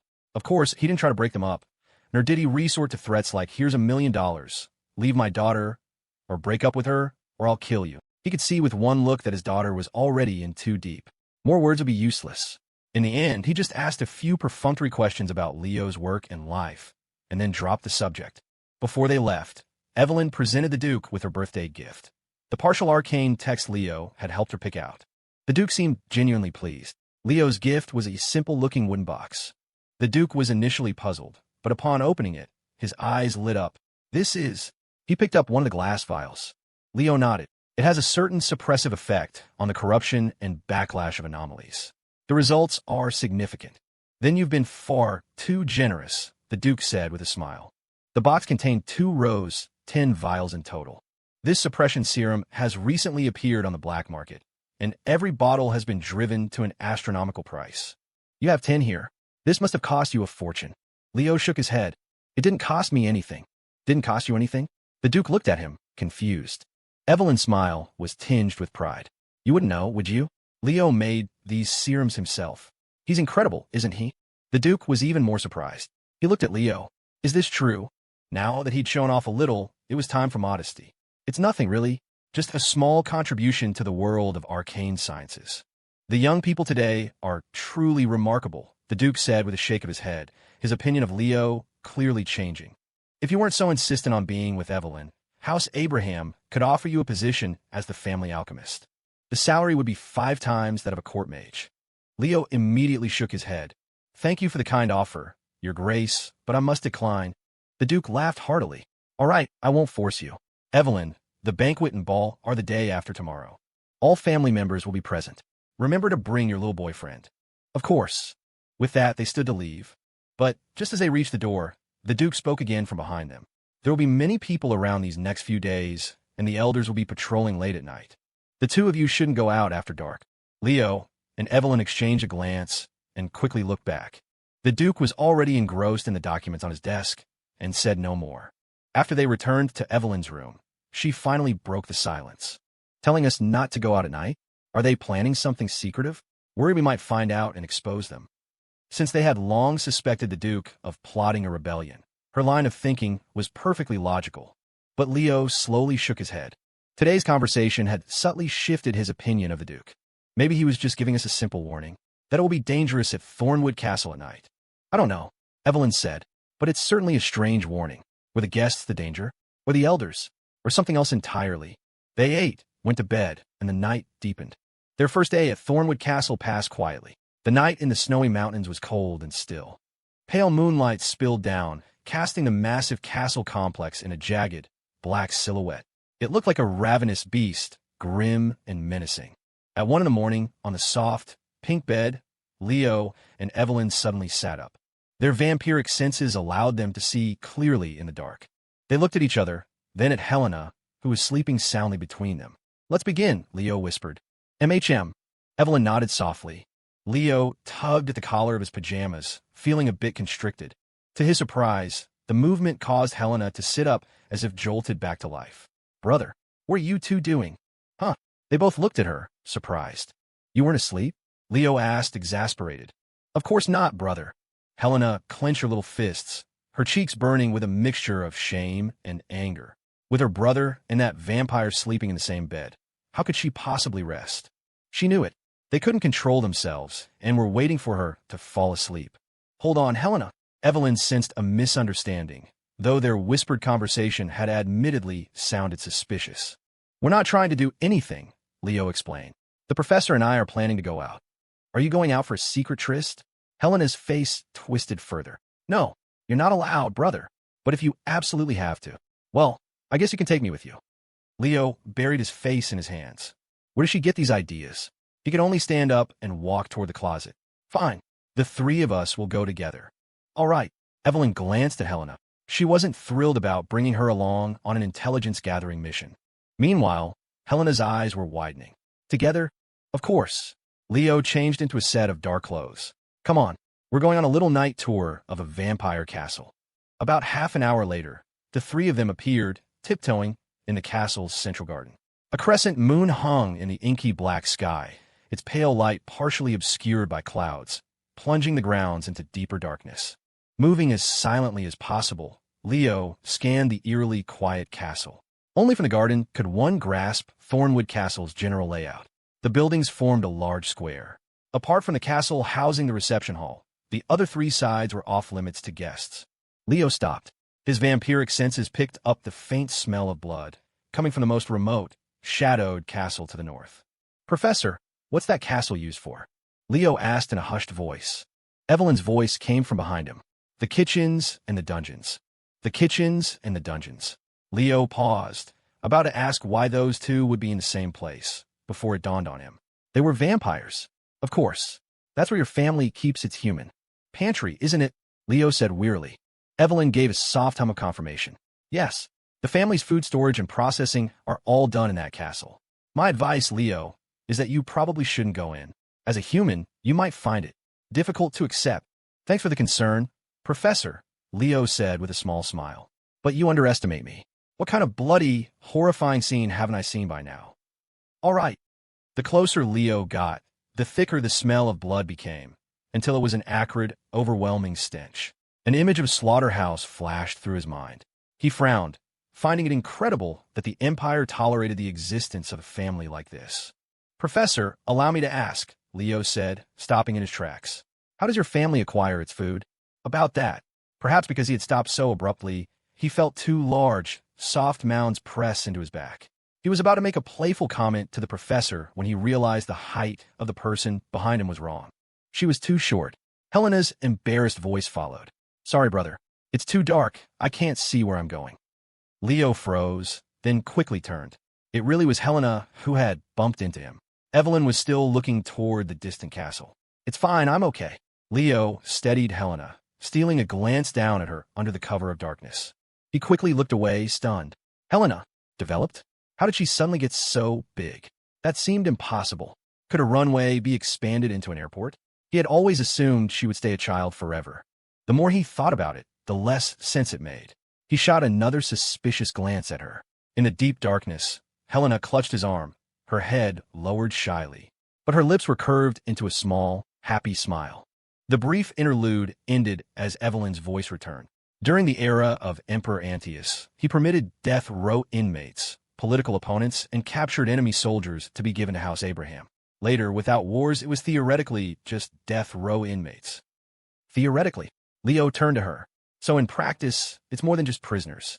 There must be some unofficial, gray channels that the king turns a blind eye to. That's right. Evelyn nodded softly. The three continued forward, but just as they were about to leave the central garden, they heard a faint noise from the path ahead. Leo immediately dropped into a crouch, and the three of them hid in the bushes. A few moments later, a figure appeared on the path heading toward the northern castle, walking briskly. It was Lainey, the woman from the gallery that afternoon. Leo remembered her clearly, the more cunning of the twins, always letting the hot-headed Mike be the attack dog while she hid in the shadows. After Lainey's figure disappeared into the remote castle, the three of them rose silently. Evelyn frowned in that direction. That place is a restricted family area.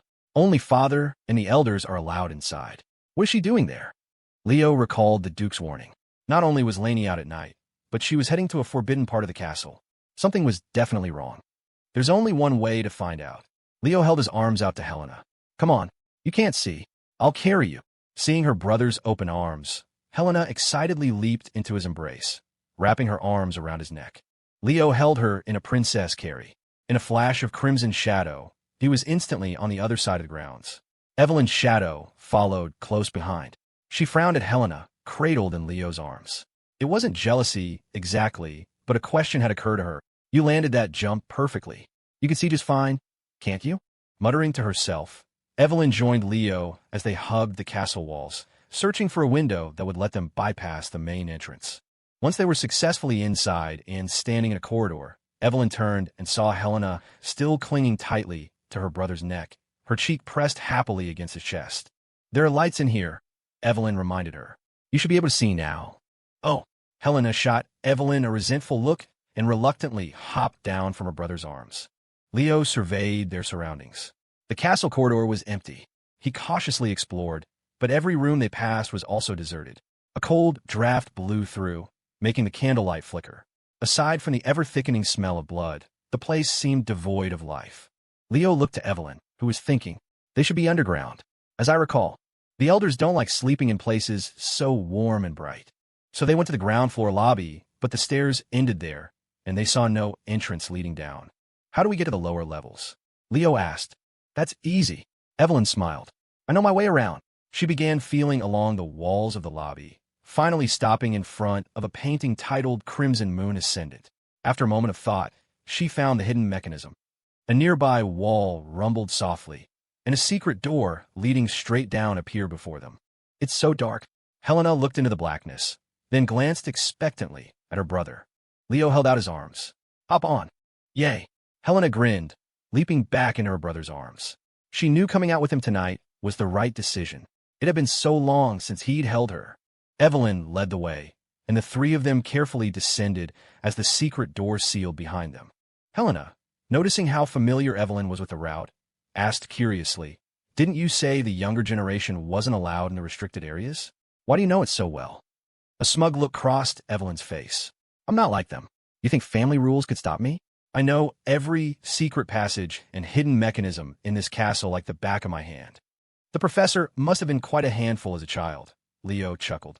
He learned so much about Evelyn's past recently. An image of a spoiled, beloved, yet rebellious young lady was already forming in his mind.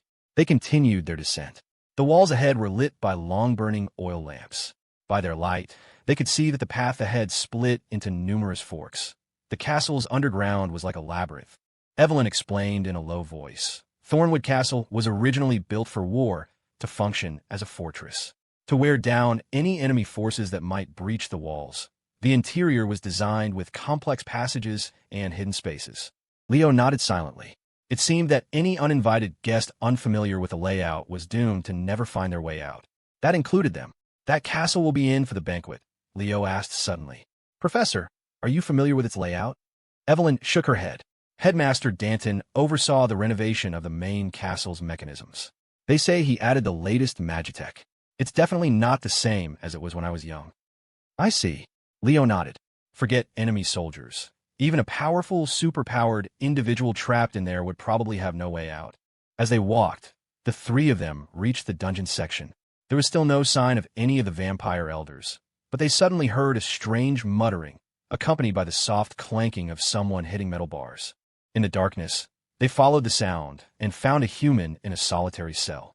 The man was a wreck, his hair matted and his face grimy. He gripped the iron bars with both hands, repeatedly banging his head against them while muttering to himself. Escape. Got to escape. It's too late. Leo and Evelyn exchanged a look and cautiously approached, stopping in front of the man's cell. Do you know something? Leo asked, adding, Tell me everything you know, and I can help you get out of here. But the man seemed not to see him at all. His eyes were vacant, and he continued his mechanical, repetitive motions. Escape. Evelyn drew closer. This man has gone mad. Leo studied him carefully. He was surprisingly young.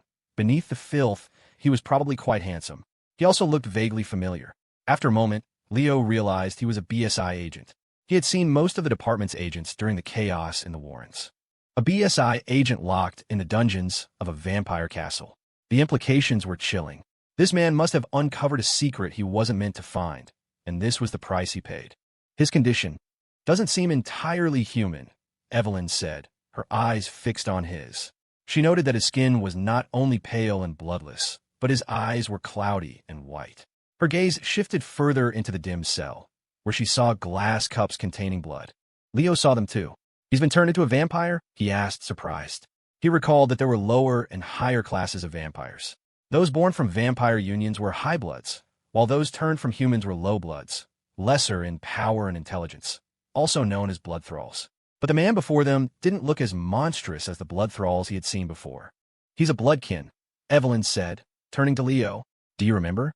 Leo's voice was flat. Oh, I remember it all too well. Isn't this what you wanted to turn me into?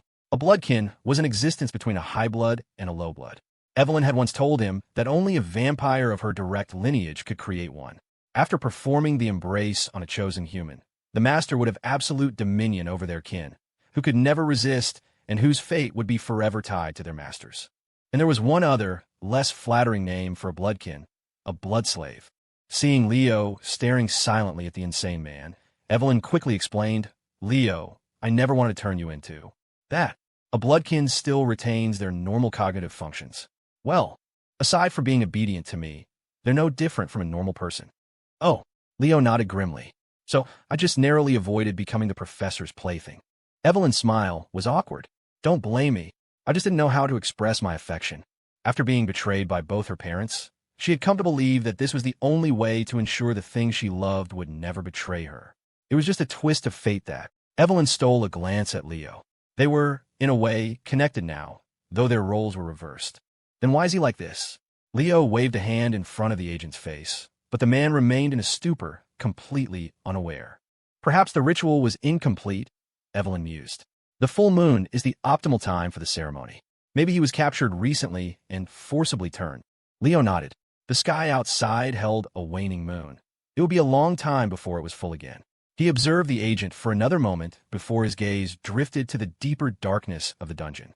For some reason, he had the unsettling feeling that something was watching them from the shadows. Suddenly, the candles on the wall flickered violently, and a ghostly figure appeared behind them. Who's there? Helena shot out her tentacles, and Evelyn's body tensed, a crimson blade materializing in her hand. Evelyn, what are you doing down here? The voice was ancient and flat. Leo studied the newcomer. It was a stooped figure in a hooded robe, its skin a deathly white, its face so old and shriveled it looked horrific. Its eyes were cloudy and gray, like those of a corpse. In the flickering firelight, those eerie, gray-white eyes moved from Evelyn to Leo, where they locked onto him and stayed. Aunt, Mez. Evelyn took a moment before she could place the elder's name. Many honored guests have arrived for Father's birthday. I was just showing them around. Showing them around the castle dungeons was a flimsy excuse, but Evelyn's true purpose was to say the words honored guests. During the banquet, no one was to harm the Duke's guests. It was a standing order from the head of the house, and violation meant a terrifying punishment. Oh, guests of Victor, that little boy. The old vampire nodded, the ancient folds of her skin looking as if they might flake off. What are you doing with my blood thrall? Her gaze shifted to the agent in the cell, and for the first time, a flicker of emotion entered her voice. Just curious, Evelyn said with a smile. You know, I've always wanted a blood thrall of my own, but he seems to have lost his mind. He won't even respond when I talk to him. The old vampire approached the cell. She narrowed her eyes, and the agent looked up dazedly, mumbling something incoherent. After listening, The old vampire seemed to relax. Aunt Mez, if there's nothing else, I'll be taking my guests and leaving now, Evelyn said, preparing to lead Leo and Helena away. The old vampire watched their retreating backs, but made no move to stop them.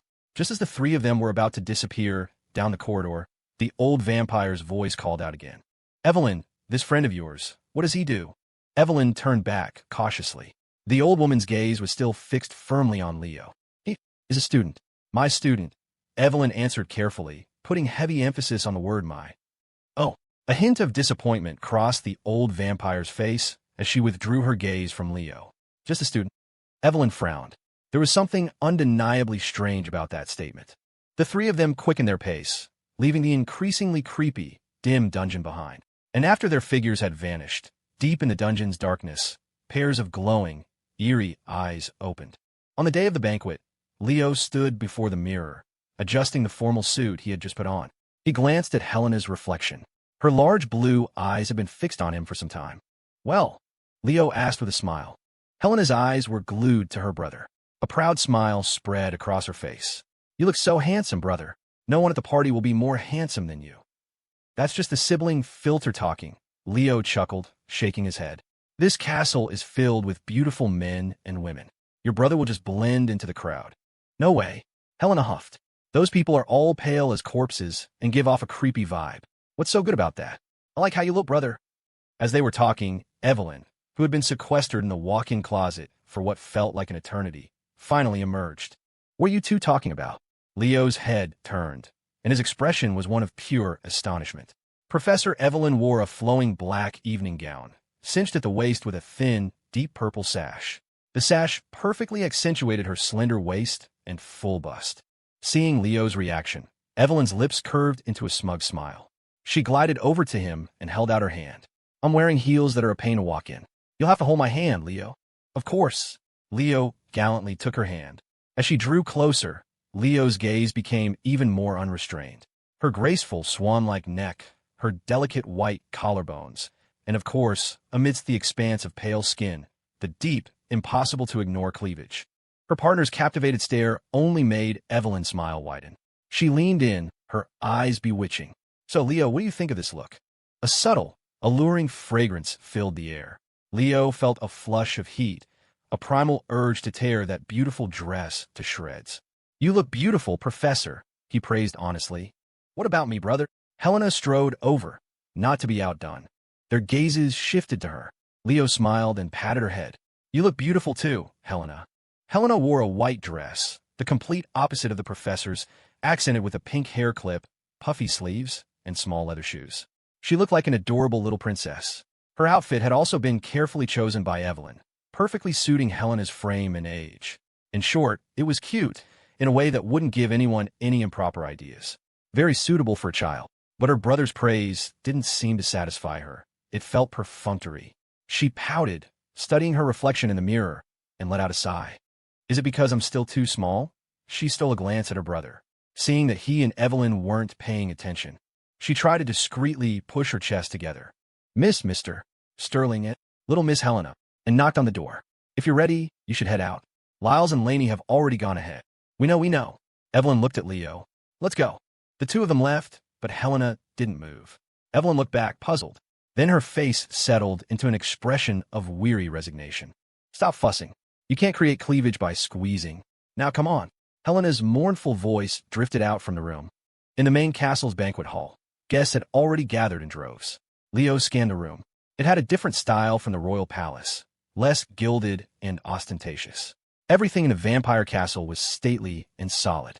When Evelyn entered on Leo's arm, dozens of eyes turned toward them, some curious, some hostile. Leo glanced at the twins and Mike. The hostility was clearly coming from them. As they moved further into the room, Leo saw many young, unfamiliar faces, family members of their generation, the Duke's illegitimate children, and talented scions from branch families. Their looks toward Evelyn were less hostile, but still complex. Leo suddenly got the feeling that Professor Evelyn had been quite the controversial figure in her family. As they walked, Helena saw her brother with Evelyn on his arm and ran up to his other side. Brother. Me too. Leo sighed and offered her his arm. Helena happily latched on. And so, with a woman on each arm, Leo became an even greater focal point of the hall. Among the guests, a burst of laughter came from Headmaster Danton's table. A nobleman looked over at him with a teasing grin. "Your student is quite the character, isn't he?" "Not at all," Danton said, looking at the trio. If you only knew the half of it, he thought. As far as he knew, the current head of the Order of Magical Arcanists and that imperial princess also had some complicated, ambiguous relationship with the boy. "Helena." As Leo paused, a sweet, childish voice called out from the crowd. Emily, wearing a poofy dress, ran over excitedly. "Oh, it's Emily." Helena was happy to see her too. Leo watched the two girls. As soon as Emily arrived, they clasped hands and tactfully moved a good distance away from him. Strangely, though, they kept stealing glances in his direction, their little heads huddled together, whispering about who knows what. He didn't pay them much mind. Helena had never had any friends her own age. It was good for her to have one now. On the other side of the room, Helena and Emily were, of course, talking about her brother. Emily blinked curiously. "So, Helena, has your plan been successful?" "I don't know if you'd call it a success," Helena said, scratching her head in confusion. "But brother's eyes have definitely been on me more lately." "Really? That's great." Emily was delighted for her, as if it were her own victory. "Has Leo fallen for the charm you're exuding?" Well," Helena stammered, glancing down. After all her squeezing, there was something there. She sighed in relief. Emily stared at her intently. "Helena, where's your chest?" Helena frowned. "What, you don't see it?" Where?" Emily squinted, searching. "Where is it?" Helena deflated like a popped balloon, her face once again clouded with misery. "Shapeshifting constantly drains my energy. Brother said there might be a fight at the banquet tonight, so he told me to stay on guard. I can't make them as big as last time." "Oh, okay." Emily nodded. A moment later, she realized something was wrong. "A fight? Why would there be a fight?" she asked, shocked. "This is a huge family event, and so many honored guests are here. Who would be foolish enough to cause trouble here?" "I don't know." Helena, who could never keep up with her brother's line of thinking, just looked frustrated. As night fell, the grand banquet hall blazed with light. Leo's eyes scanned every guest, every vampire. The seating for human guests was separate from that of the vampires, and even the vampires were divided into smaller sections. Leo saw an area for the younger family members, another for vampires who had traveled from the city of Cain, and on the outermost perimeter, the family elders. Their eyes swept vigilantly across the room, providing security for the event. After the Duke arrived and made a few welcoming remarks, the banquet proceeded smoothly. So far, at least, Leo hadn't sensed any danger. The only surprise was the absence of the delegation from a church. Beside him, Evelyn noticed his expression and leaned in. "What is it?" "Where are Bishop Lawrence and Priestess Philine?" Leo asked in a low voice. "I don't know." Evelyn was also puzzled. "I haven't seen them since the day we arrived." "I see." Leo stared at the dazzling array of food on the table, lost in thought. "You're not thinking about that priestess, are you?" Evelyn said suddenly. "What?" "Of course not," Leo replied, exasperated. Evelyn laughed. "Just kidding." Since today's banquet was also when the Duke would announce the family heir, the conversation shifted to that topic. "Professor, who do you think is the most likely successor?" Leo asked, his gaze drifting toward the area with the younger vampires. Evelyn followed his gaze, her eyes narrowing. For vampires, the older the bloodline, the stronger the power. The power of subsequent generations gets diluted, which is why the family is so focused on intermarrying with prominent bloodlines from the city of Cain. "So, there are really only a few who fit the criteria?" Leo nodded, his eyes moving from Lyles to Lainey to Mike and finally to Monica, with Emily clinging to her. "Emily is too young, so she's out. Mike is too impulsive, not suited to be the head of the family," Leo mused. "I don't know much about Monica. The twins seem like a possibility." "I think they're all useless," Evelyn said with a sharp, dismissive tone, "including my father's illegitimate children. They're all trash." Leo smiled at her as she continued. "Ever since the city of Cain was destroyed and the vampires fell into decline, there hasn't been a truly gifted descendant in a long time. My father's uncle, General Abraham, was one, but he faced the same problem. In the end, he had no choice but to pass the title to his young aide-de-camp, who is my father. But as you can see," she said with a sigh, "my father has been unable to break through to the rank of vampire prince. His own talent is average, and his children are even more so. The vampires are truly in decline." Leo stared at Evelyn intently. "Actually, I think you're very suitable, Professor." "Me?" Evelyn was taken aback. Leo nodded and began his analysis. Professor, you have many excellent qualities. Aside from being a bit lazy, greedy, gluttonous, obsessed with the decadent human world, and a shopaholic who can't walk past a pretty handbag. Are you trying to praise me or insult me? Evelyn asked, deadpan. Let me finish, Leo said with a grin. Besides all that, your talent is truly exceptional. You're about to break through to the rank of vampire count, aren't you? Evelyn nodded reluctantly. Isn't that because of you? In the time I've been with you, I've faced every level of battle and every kind of horrifying enemy. How can I not advance quickly? That's called finding fortune in danger. It's weight training, Leo said sagely. Only such dangerous environments can forge an outstanding heir. Your family has been peaceful for too long. Wasn't all that danger because of your old flames? Evelyn retorted, feeling he was trying to steer the conversation. Leo cleared his throat. Well, yes, that's part of it, but that's not important. His expression turned serious. Professor, you're only 276 years old. A vampire count under 300. You're going to break the record. Evelyn immediately covered her face. If you're going to talk, just talk. Don't mention my age. Leo chuckled. In any case, you really are amazing, Professor. And besides that, you're incredibly smart. You learn quickly, you're good at managing people. Your classes have a high success rate, and you understand human society. Stop. Evelyn was starting to blush. Am I really as good as you say? Leo nodded vigorously. Of course. Helena, who had been eavesdropping, chimed in. Even though it pains me to hear my brother praise you so much, you're definitely better than those idiots over there. She was, of course, referring to the 4 siblings. Leo glanced over instinctively and saw them all watching their father's every move, their eyes gleaming with impatience. But I feel like that position would be so restrictive, Evelyn said, looking unconcerned. And after what happened, there's no way father would ever choose me. As they talked, Leo saw the Duke smile and whisper something to the Duchess beside him. He then abruptly excused himself and walked toward side room. The moment he left, a wave of murmurs rippled through the vampire section, then fell silent. Every pair of eyes was filled with anticipation, or perhaps greed. Here comes the main event, Evelyn said, foraging for the small desserts provided for the human guests. She popped one in her mouth. He's gone to get the family heirloom, an artifact used by the progenitor Cain himself. He'll bestow it upon his chosen heir. Leo snatched the dessert from her fingers and tossed it aside. Be careful of poison. Evelyn looked puzzled. How could this be poisoned? Everyone's been eating it. It's better to be safe than sorry, Leo said, looking at her. You could go hungry for a bit. Fine.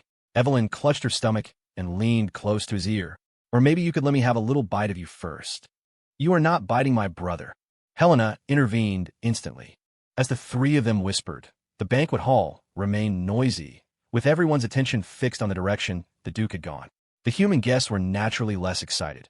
It was family business, and they were merely observers, waiting to congratulate and build relations with the next Duke Abraham. The vampires, however, were on the edge of their seats.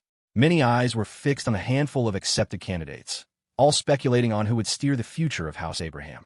Leo was waiting too, but as time dragged on, he began to feel that something was wrong. The Duke had been gone for a long time. Leo checked his pocket watch. It had been a full 20 minutes. He looked at Evelyn, who was also frowning. They both glanced toward the head table. A robed elder vampire walked briskly over to the Duchess, who then hurried away. Evelyn's hand instinctively tightened on Leo's arm. She had a bad feeling. Another long moment passed. A commotion erupted from the elders' section. And then, everyone in the banquet hall heard the Duchess's piercing, grief-stricken scream. Leo, Evelyn, and Helena shot to their feet. He scanned the room warily and saw the castle's massive floor-to-ceiling windows all flash with a ghostly blue light. A powerful magic barrier instantly sealed the hall. A withered, old vampire suddenly appeared in the center of the room. He looked around at the guests, his face a grim mask. The Duke has been murdered. The killer is in this room. Forgive our intrusion, but the entire castle has been sealed. From this moment on, no one is to leave this banquet hall. Leo hadn't expected this turn of events. He stared at Evelyn in shock. Her mouth hung open, her expression one of utter disbelief. The sudden turn of events silenced the once lively ballroom in an instant. After hearing the old vampire's warning and watching as the entire castle was sealed by a magical barrier, the human guests began to murmur, their voices a rising tide of discontent. They'd never expected to be dragged into something like this. An imperial duke, the head of the Abraham family, had been murdered at a banquet hosted by his own clan. Worse, the news came just moments after he'd left the room, which was as good as dying right under their noses. But what truly angered them was the Abraham family's response, treating them all like suspects and locking down the scene. In a circle like this, many of the guest guards, and even some of the guests themselves, were formidable individuals. They rose to their feet, their eyes fixed warily on the vampires. A greater conflict simmered, ready to boil over. Count Philip and Count George, who were close allies of the Abrahams and the highest-ranking nobles present, remained composed. They signaled for their people to stay calm and not to act rashly. Meanwhile, the younger vampires mostly wore expressions of outrage, or at least they performed outrage well. Duke Victor was their father, after all, or their patriarch. Leo mentally cataloged the reactions of every faction in the hall before turning his gaze to Evelyn. Professor. Her eyes wavered, the shock on her face lingering for a long moment. Finally, she shook her head in disbelief. This is impossible.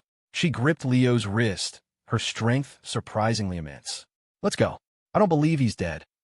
The three of them cut through the chaotic crowd and headed for the room where the Duke had died. It was a small sitting room on the second floor.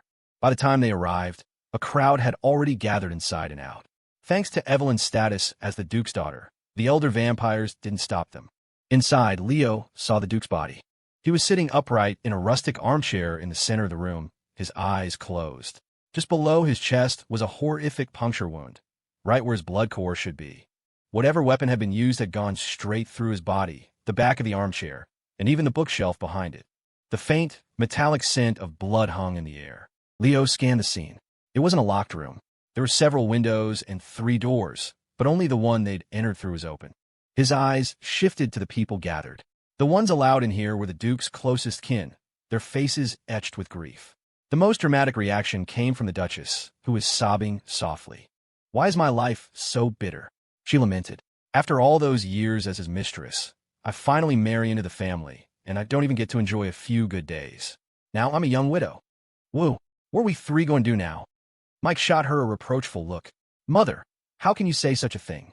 Seeing her own son offered no comfort, the Duchess cried even harder. "You foolish boy. If you had an ounce of ambition, would I have to be like this?" Whoa. Emily quietly approached and wrapped her arms around her mother's waist. The Duchess clung to her, wailing. "A daughter is still the best. My son is so stupid he could be sold and wouldn't even know it, and he still wants to fight for the inheritance." Mike stood frozen, an expression of helpless embarrassment on his face. Lainey and Lyles exchanged a glance, a flicker of mockery in their eyes. Amidst the chorus of sorrow, a stone-faced Evelyn suddenly strode forward. "I'm examining the body." "Wait." Lainey stepped in front of her, feigning confusion. "Haven't you already left the family? How did you even get in here?" "Father's body is crucial evidence for catching the killer," Lyles added in a low voice. "The elders are investigating the cause of death. What if you tamper with it and destroy the clues? You think you can stop me?" Evelyn sneered and walked directly toward her father's corpse. Leo followed close behind.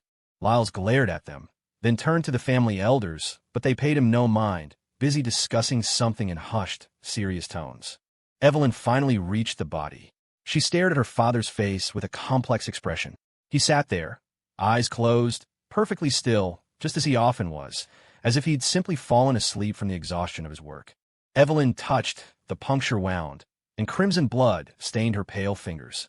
The most vital organ for a vampire, the blood core that pulsed with terrifying life force, had been annihilated. Even for a vampire who could slowly regenerate from most injuries, there was not a single spark of life left. The body was cold, the blood congealed, the organs still. After a thorough check, Evelyn looked at Leo, her face a mask of resignation. "Confirmed dead." Leo nodded. Evelyn let out a nearly inaudible sigh. No matter how much she refused to believe it, the truth was right in front of her. Even she, a vampire, could find no other explanation. He was gone. They slowly stood up. Leo steadied Evelyn with a hand on her arm. "I'm fine, Leo. You can let go." Leo didn't release his grip. Evelyn leaned against his shoulder and whispered, "It's not that I'm heartbroken.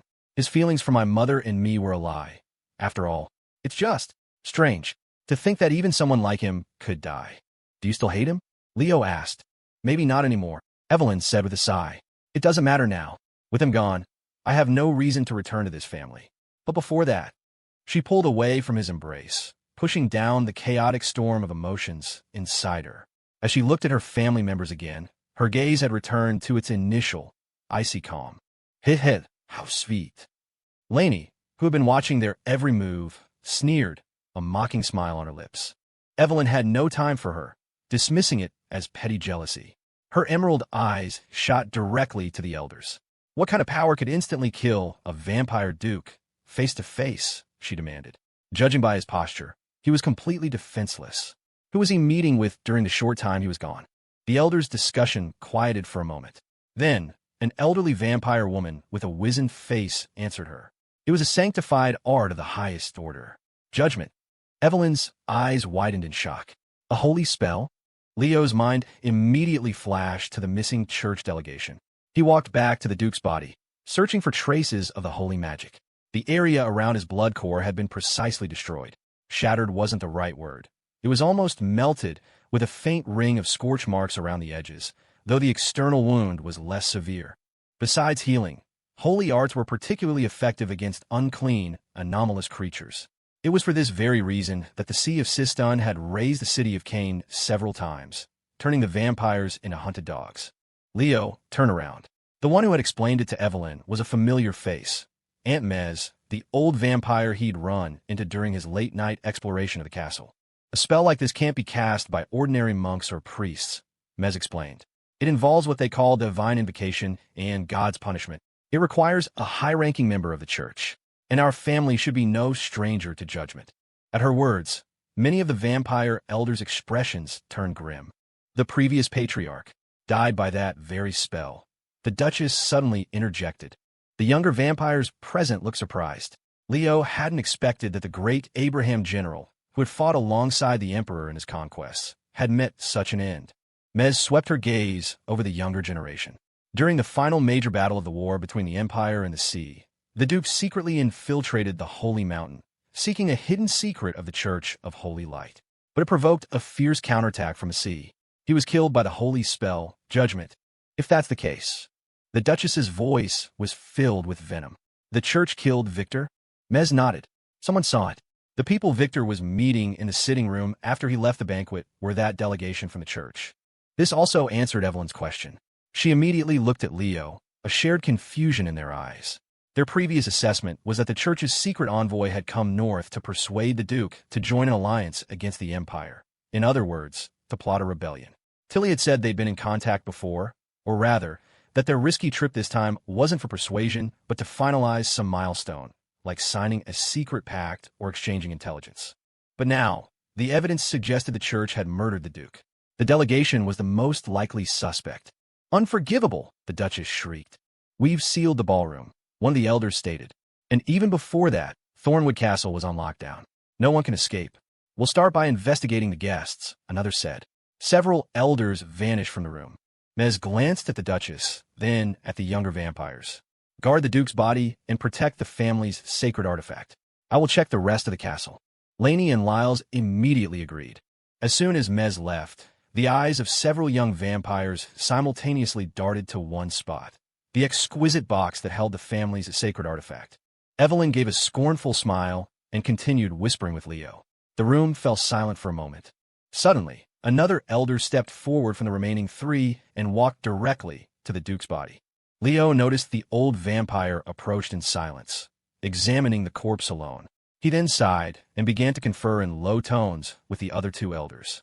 Don't waste your energy. It's useless. He's not coming back, one of them said. The old vampire said nothing more, simply staring at the body, standing there in silence. The noise downstairs grew more chaotic. Leo and the others returned to the first-floor ballroom.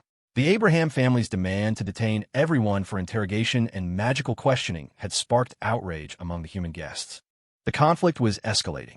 The guest bodyguards were not weaklings. Leo could sense the powerful magical auras of several mages among them. To avoid getting caught in the crossfire, the three of them found a quiet corner overlooking the tumultuous hall. Leo looked out the massive, shimmering bay windows. It was snowing in the northern frontier, even in July. The tiny flakes drifting down from the towering, snow-capped mountains created a bone-chilling atmosphere. A classic locked room mystery setup. Leo muttered. Literally, what does that mean? Evelyn asked, curious. I know this one. Helena raised her hand, a proud expression on her face. Brother told me about it. It's a common setup in classic detective fiction, where a group of people are trapped in a sealed environment, like a mansion cut off from the world by a blizzard, with no way to contact the outside. Then bizarre deaths start happening, and fear and suspicion spread. And what's classic detective fiction? Evelyn cut her off. Helena scratched her head, smiling awkwardly. That part one don't know. Leo watched a mage who was now airborne and furious, his voice low. This isn't a classic whodunit. This is a goddamn supernatural whodunit. He then asked playfully, so, my dear assistants, any theories on the Duke's death? Helena shook her head. Evelyn surveyed the hall, her eyes narrowed. Whoever benefits the most has the strongest motive. They're the killer. Right now, the church is the prime suspect, Leo said. The method of murder was a high-level holy spell. Evelyn frowned slightly, but they were in secret contact before this. Did my father's negotiations with them fall through? Did he refuse to join their side, enraging them? A spur-of-the-moment decision. Leo found that unlikely. The church delegation couldn't escape either. It would also expose the secret dealings between Norskow and the Abraham family. Besides them, Evelyn glanced at the Duchess, who was being comforted, her face a mask of sorrow. She, or the younger generation represented by Laney and Lyles, all have their eyes on the inheritance. Leo nodded silently. Today was, after all, supposed to be the day the heir was announced. Evelyn's gaze shifted to the vampires from the city of Cain, who had been largely ignored. They wanted the Abraham family to support Cain. They've been dissatisfied with my father for a long time. Finally, her eyes swept over the human guests, lingering on the Emperor's attendant. My father had land and real power. Someone might have thought he'd lived too long. Helena was getting a headache. Why does it seem like every faction had a grudge against the Duke? Who on earth is the killer? Leo scanned the ballroom again, running through the list of suspects Evelyn had laid out. The church, the Duchess, the potential heirs, the vampires from Cain, the Emperor. Suddenly, he spoke softly. Actually, there's one you forgot to include. Ooh. Evelyn leaned closer. Leo turned his head slightly, his gaze falling upon the vampire elders patrolling the perimeter of the hall. They kept a low profile, not even sitting at the table, but instead handling security outside. Yet when the Duke died, none of them had an alibi. Because up to this point, Leo didn't even know how many elders there were. They had been lurking in the shadows outside the main hall, everywhere and nowhere at once. You're saying, the elders of my own family? Evelyn glanced in their direction, subconsciously lowering her voice. By now, several of the elders were clashing with the human guests. No one wanted to entrust their safety to them. This was a sealed vampire castle, their home turf. Does brother mean the elders are the ones who killed the Duke? Helena asked, surprised. Leo shrugged. I'm just completing the list of suspects. As far as I'm concerned, the elders are just as suspicious as the church. Evelyn nodded slowly. They've been controlling the situation since it began. With father dead, they can say whatever they want. It's not impossible they're the ones crying wolf. But then, a flicker of doubt crossed her face. But why would the elders do this? Is it to make their own descendants the heirs? Leo suddenly asked, what's the relationship between the Duke and the elders? Well, Evelyn thought for a moment. The elders usually spend their time sleeping in their coffins or down in the dungeons. They don't come out much. They're very mysterious. I rarely saw them interact with my father. However, something seemed to occur to her, and she frowned. Once, when I was little, about 200 years ago. You already know I was a real troublemaker back then, so I often trespassed in the forbidden areas. I discovered then that the elders weren't always sleeping like I thought. I saw them gathered in a large, empty hall, as if they were holding a secret meeting. A family council? Leo asked. Evelyn shook her head. No, the elders from the Forbidden Zone rarely get involved in politics. They have no interest in the Wigner Empire. So the reclusive elders who, supposedly, never meddled in worldly affairs, Leo summarized for her, were actually quite keen on holding secret meetings. Evelyn nodded.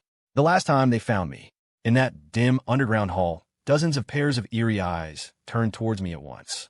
It almost scared me to death. Luckily, my father was there to lead me out. He was furious that time. It was the first time I'd ever seen him look so terrifying. That means he cared about you, Leo said with a smile. He was afraid you'd run into danger in the Forbidden Zone. Evelyn sighed softly. Perhaps.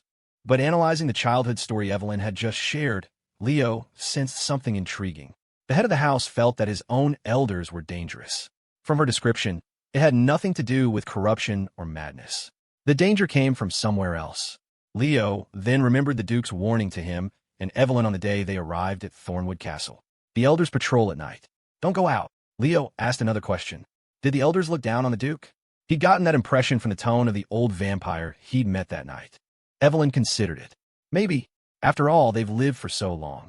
Some are his older brothers, some are from his uncle's generation, and some are even from his grandfather's generation. That high up? Leo was taken aback. Doesn't that mean most of them are vampire princes? Evelyn nodded. So, it's not just my father. Even the previous patriarch, General Abraham, was a junior to them, but they were much more polite to the previous patriarch. Leo knew why. Without General Abraham, who followed Emperor Antiochus, the vampire race would have continued its decline. General Abraham was actually the second son of the original patriarch. He wasn't the intended heir. If he hadn't built such a vast domain in Wigner, the Abraham main family would never have benefited, moving from the dilapidated city of Cain to the northern frontier, becoming part of the empire, and now the most successful vampire clan. Leo nodded slowly. So there's a conflict between the main and branch families here. After all, that group of elders were the real deal, the pure-blood traditionalists who had moved from the vampire capital, the city of Cain. As they talked, the atmosphere in the ballroom grew more chaotic. Now even staunch allies like Philip and George couldn't sit still, shocked that the elders would be so brazen. Leo, Evelyn said, looking worriedly at the hall. Since the elders are highly suspicious, should we? No rush, Professor. Leo offered a piece of cake to Evelyn. Let's watch the show for a bit and see what they're really up to. Hey, where did you find this? Weren't you just worried it was poisoned? Evelyn never doubted food offered by Leo, so she popped in her mouth, her cheeks puffing out. A dab of white cream appeared at the corner of her lips. It's pretty good. Leo gave a piece to Helena, who showed a contented expression after being fed. In response to Evelyn's curiosity, Leo explained while rummaging through his pockets. I store it all in my magic pocket. This thing can actually keep food fresh. Whoa, I've even got a cold beer in here. Oh, right, Professor. Want to try some fruit-flavored champagne? It won't get you drunk. Evelyn pressed her forehead. I'll pass. This isn't really the time or place. Helena peeked over. Brother, I want to try the champagne. The scene grew more chaotic, while the three of them hid in a corner, eating and drinking. It wasn't out of disrespect for the Duke, of course. They just needed energy for the brawl that was about to break out. He was sure the Duke wouldn't mind, and even if he did, he couldn't say anything about it. Just then, the ring on Leo's finger flashed, and a broken, intermittent voice suddenly emerged. Leo, are you? Leo tapped the ring, and the wizard's voice became a little clearer. Leo, why did a large-scale magic barrier suddenly appear around Thornwood Castle? Tilly's voice was tinged with worry. How are you? Are you okay? I'm fine, Leo said mid-chew. They're fighting. The three of us are having a snack.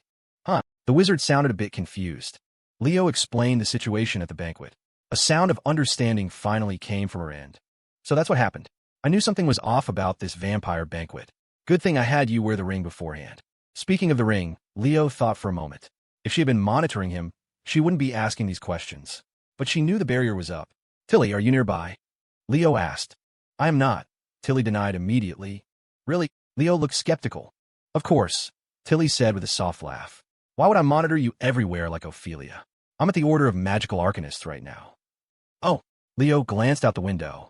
The snow outside was getting heavier. The magic barrier might interrupt our communication at any moment. So let's make this quick. Tilly joined the discussion of the castle mystery. It seems now that from the secret envoy, to the sealed banquet, to the Duke's death, this is all likely a setup. The ultimate goal is just unclear. It's dangerous where you are. Wait for me, I'll be there right away. Leo studied the deep blue magic barrier outside the window. From what I know about magic, this should be a ninth circle large-scale array, a strategic-level defensive spell. It's fine, Tilly said. I'll just tear an opening and get in. But the elders of my family, Evelyn said worriedly. They are all prince-level old monsters, and there are a lot of them. It's fine. Tilly's tone was still light and airy. I'll just kill them all. Evelyn. So this is what they call overwhelming force, Leo thought. In the face of absolute power, all schemes and plots were nothing against a single terrifying soul torrent from the wizard. This was the beauty of being overpowered. As the interference from the barrier worsened, the signal from Tilly's side grew weaker. After a few more moments of conversation, the communication finally broke off. Evelyn looked at Leo with a complicated expression. Although the wizard is certainly powerful, I have a feeling She glanced warily out the window, then up. The weather seemed to be getting stranger. I have a feeling we won't last until she gets here. Meanwhile, at the foot of the snow-capped mountain, Tilly was doing the same thing. She looked up at the sky, her deep purple eyes narrowing slightly. Strange. Is it a full moon tonight? Back in the ballroom, all the human guests, including Leo's group, looked out the windows in unison. In the dark of night, the hazy clouds began to part, revealing a bright, full moon hanging in the sky. A wave of astonished murmurs swept through the hall. Everyone wore looks of shock. Leo immediately turned to Evelyn. Just moments ago, a crescent moon had been hidden behind the clouds. How had it suddenly become full? Vampires and a full moon. That combination was never a good thing. Evelyn stared at the sky, momentarily stunned. How can this be? I checked just a few nights ago when we explored the castle. The next full moon isn't for at least another 20 days. An illusion? Leo stared at the bizarre lunar shift. Do you vampires have a power that can do something like this? While this world had plenty of supernatural forces, he found it hard to believe that vampires could alter celestial bodies on this scale. It was more likely something akin to the Dreamlands, or some other form of mystical power. Let me think. Evelyn frowned deeply, her eyes fixed on the vampire elders who now control the hall. They showed no surprise at the full moon hanging high above. It was clear they had been expecting it. I think there might be one. Just as she spoke, an even stranger change began. Leo felt the smell of blood in the air grow stronger. The world before him seemed to be shrouded in a faint, bloody mist, blurring his vision. He subconsciously rubbed his eyes, but when he opened them again, everything was redder. The entire world was cast in an eerie, crimson filter. Leo and Evelyn looked up at once. The bright moon in the center of the night sky was gradually transforming into a blood-red orb, as if stained with fresh gore. Evelyn murmured, "That night, there was an oil painting. Do you remember?" Leo nodded slightly. The advent of the blood moon. "Brother." Helena suddenly clutched Leo's hand. "What's wrong?" Leo looked down to see Helena's face was pale, her lips pressed tightly together in distress. "I don't know why, but I suddenly feel sick." Helena's voice trembled. Her anxiety wasn't from the strange blood moon, but from the faint palpitations that came with it. She clutched her chest and crouched down, curling into a ball. Leo knelt with her, gently placing a hand on her chest. Her heart was racing at an alarming speed. "Brother, don't touch me. I'm scared." Helena's voice was low. She clenched her small fists, as if trying to endure something. I feel like I'm back to how I was before.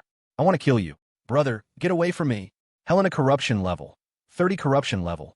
50. Brother's not afraid. Leo stroked her feverishly hot forehead, then slipped his hand under her collar. Her whole body was burning up. She was trembling and writhing, on the verge of transforming. Control, command, punish, command. Helena let out a pained groan. As her corruption level plummeted, her body went limp. Leo swept her up into his arms. Helena pressed herself against his chest, her arms instinctively wrapping around his neck. After picking her up, Leo immediately looked at Evelyn. She was warily scanning the hall, but her body showed no signs of corruption. She was perfectly normal. The power of the blood moon didn't harm their own kind. He then looked at the human guests, especially their powerful bodyguards. The formidable mage who had been hovering in the air, intimidating everyone, suddenly plummeted to the ground. He screamed, clutching his head as his pure blue magic dissipated, replaced by a strange black aura swirling around him. Many of the human guards with supernatural powers had gone berserk. Only the noble guests were left, backing away nervously, unsure of what to do. The vampire elders surrounded them, kindly, offering to escort them to a safe room. The human guests weren't fools. Even staunch allies like Philip and George looked furious. So that's why the Duke had to die, Leo realized. At the same time, a system notification popped up. A vampire's feast save point, Blood Moon Domain, Castle Main Tower, first floor ballroom. The crimson moon has risen. The vampires will rule this night. Survive until the end of the banquet, find the true killer, and solve the mystery of Thornwood Castle. Reloads remaining. 5/5 after reading the prompt, Leo nodded to himself.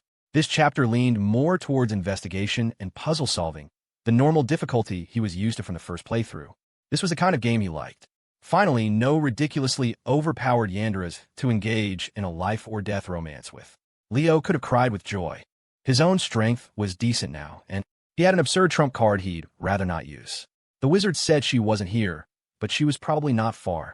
He'd never gone into a fight this well-equipped. So, this time, the legendary investigator, Leo Sterling, was going to clear this in one life. After setting himself up for a fall, Leo looked at Evelyn curiously. "Professor, tell me more. What kind of power is this advent of the blood moon?" "It's a legend from 1,000 years ago," Evelyn said, her eyes fixed warily on the hall. "I don't know much. Basically just what was on that painting. It was from the era when the Sea of Sistun was just rising to power. They launched massive holy wars to exterminate heretics, pagans, and evil races. Naturally, our vampire capital, the city of Cain, was a prime target." Leo nodded. After the collapse of the ancient Magus Imperium, during the Dark Middle Ages, the Church was the most powerful force. In the age of the Imperium, you could believe in whatever you wanted, but the Church only permitted one faith. Vampires had every debuff stacked against them. Heretics, anomalies, and they even dared to establish city-states, spreading the word that their progenitor Cain was the son of the creator god. The Sea of Sistun absolutely loathed them. Evelyn continued. "Initially, the sea was overwhelmingly powerful. That war nearly drove the vampires to extinction. But on the final day, a strange phenomenon appeared in the sky outside the city of Cain. The blood moon descended. It said the Church fell into chaos, believing a dark god had arrived. In the end, our ancestors turned the tide. The Pope fled in disguise as a farmer, and we slaughtered every remaining bishop." Leo nodded, surprised that the vampires had such a resounding victory against the Church. He couldn't help but ask, "If you have this kind of power, why are you in such a sorry state now? The city of Cain has been destroyed 3 times, right?" Evelyn shook her head. "I don't know what level of blood magic the advent of the blood moon is, but it certainly can't be cast that easily. Besides, the Church learned its lesson. There were no more large-scale battles like that.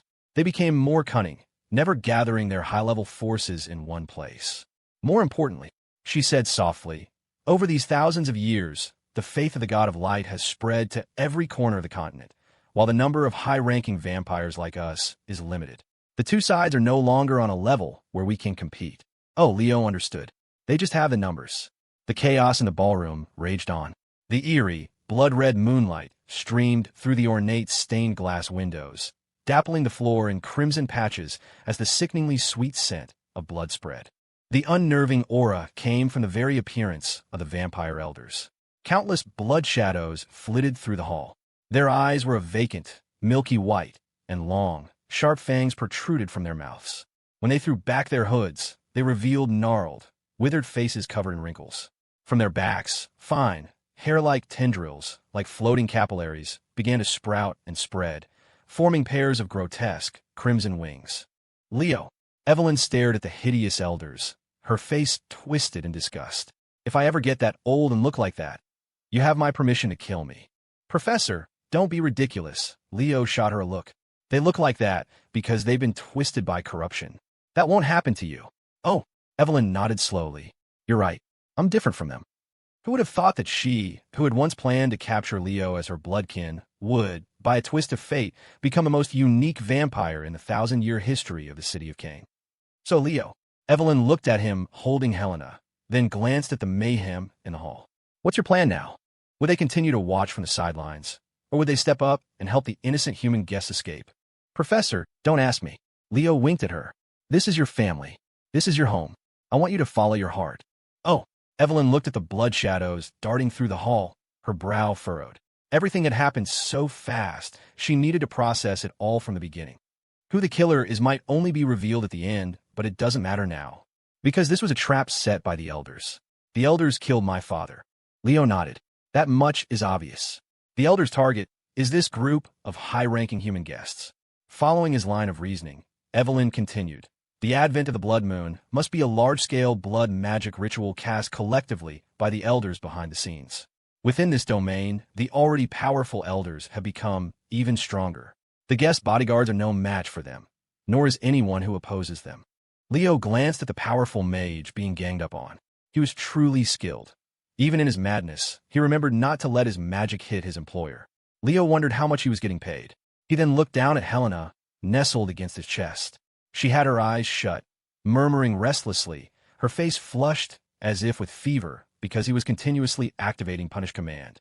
This blood moon domain also severely weakens any supernatural being who isn't a vampire, Leo thought. It was both a buff for vampires and a debuff for their enemies. Truly effective. Hearing Helena's uneasy, pained whimpers, Leo gently stroked her hair and stopped the command. Though her corruption level started to rise again, she seemed more comfortable. Of course, strengthening the vampires and weakening their opponents isn't the final goal, Leo said, looking up at the crimson moon. Evelyn nodded. Remember what we saw that night, in the prison in the Forbidden Zone? Leo was also thinking about that night, about the old vampire Mez in the darkness, and her blood thrall, the BSI agent who had lost his mind. No wonder she was so disappointed when she heard I was just a student. Leo couldn't help but complain. If I'd had any kind of important status back then, I probably wouldn't have made it out. Evelyn stared grimly at the important figures in the hall. The Emperor's confidant, the Sword and Shield families, Imperial Council members, descendants of General Abraham's old guard, the headmaster of the top academy. That's their goal, Leo said, his tone serious.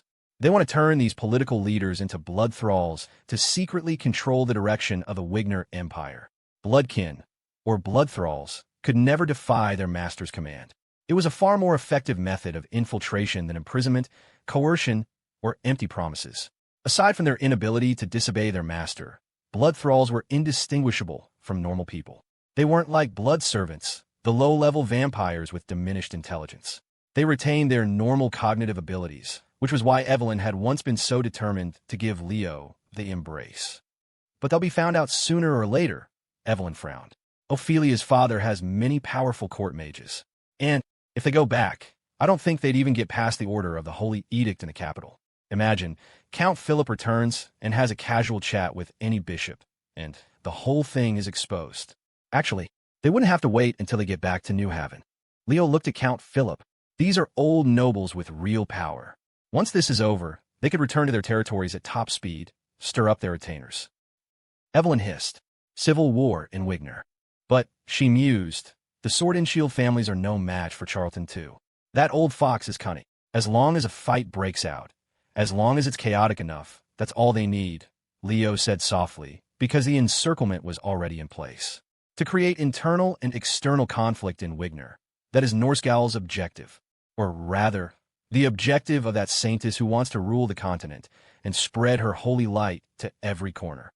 Your old flame is quite ambitious, Evelyn said darkly. If Leo's reasoning was correct, then that woman would become the most formidable, terrifying, and difficult woman Evelyn could imagine. Leo pressed his forehead, a headache coming on. He just hoped his deductions were wrong.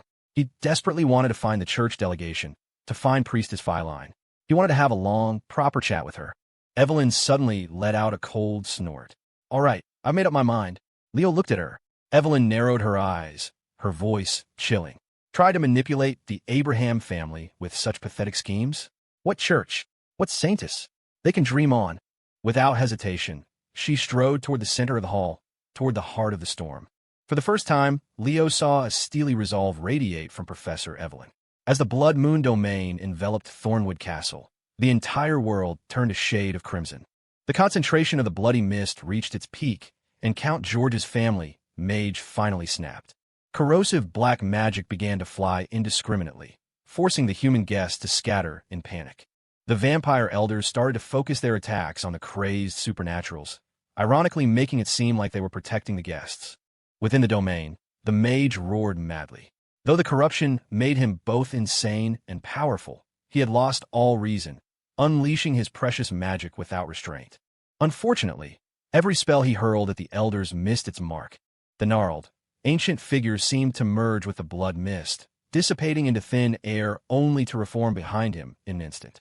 A moment later, the roaring stopped. The mage's head was cleanly severed by an elder who had gotten in close. At that moment, Leo and Evelyn were rushing toward the center of the hall. Leo observed the elder's fighting style. He now understood the advantage the Blood Moon domain gave them.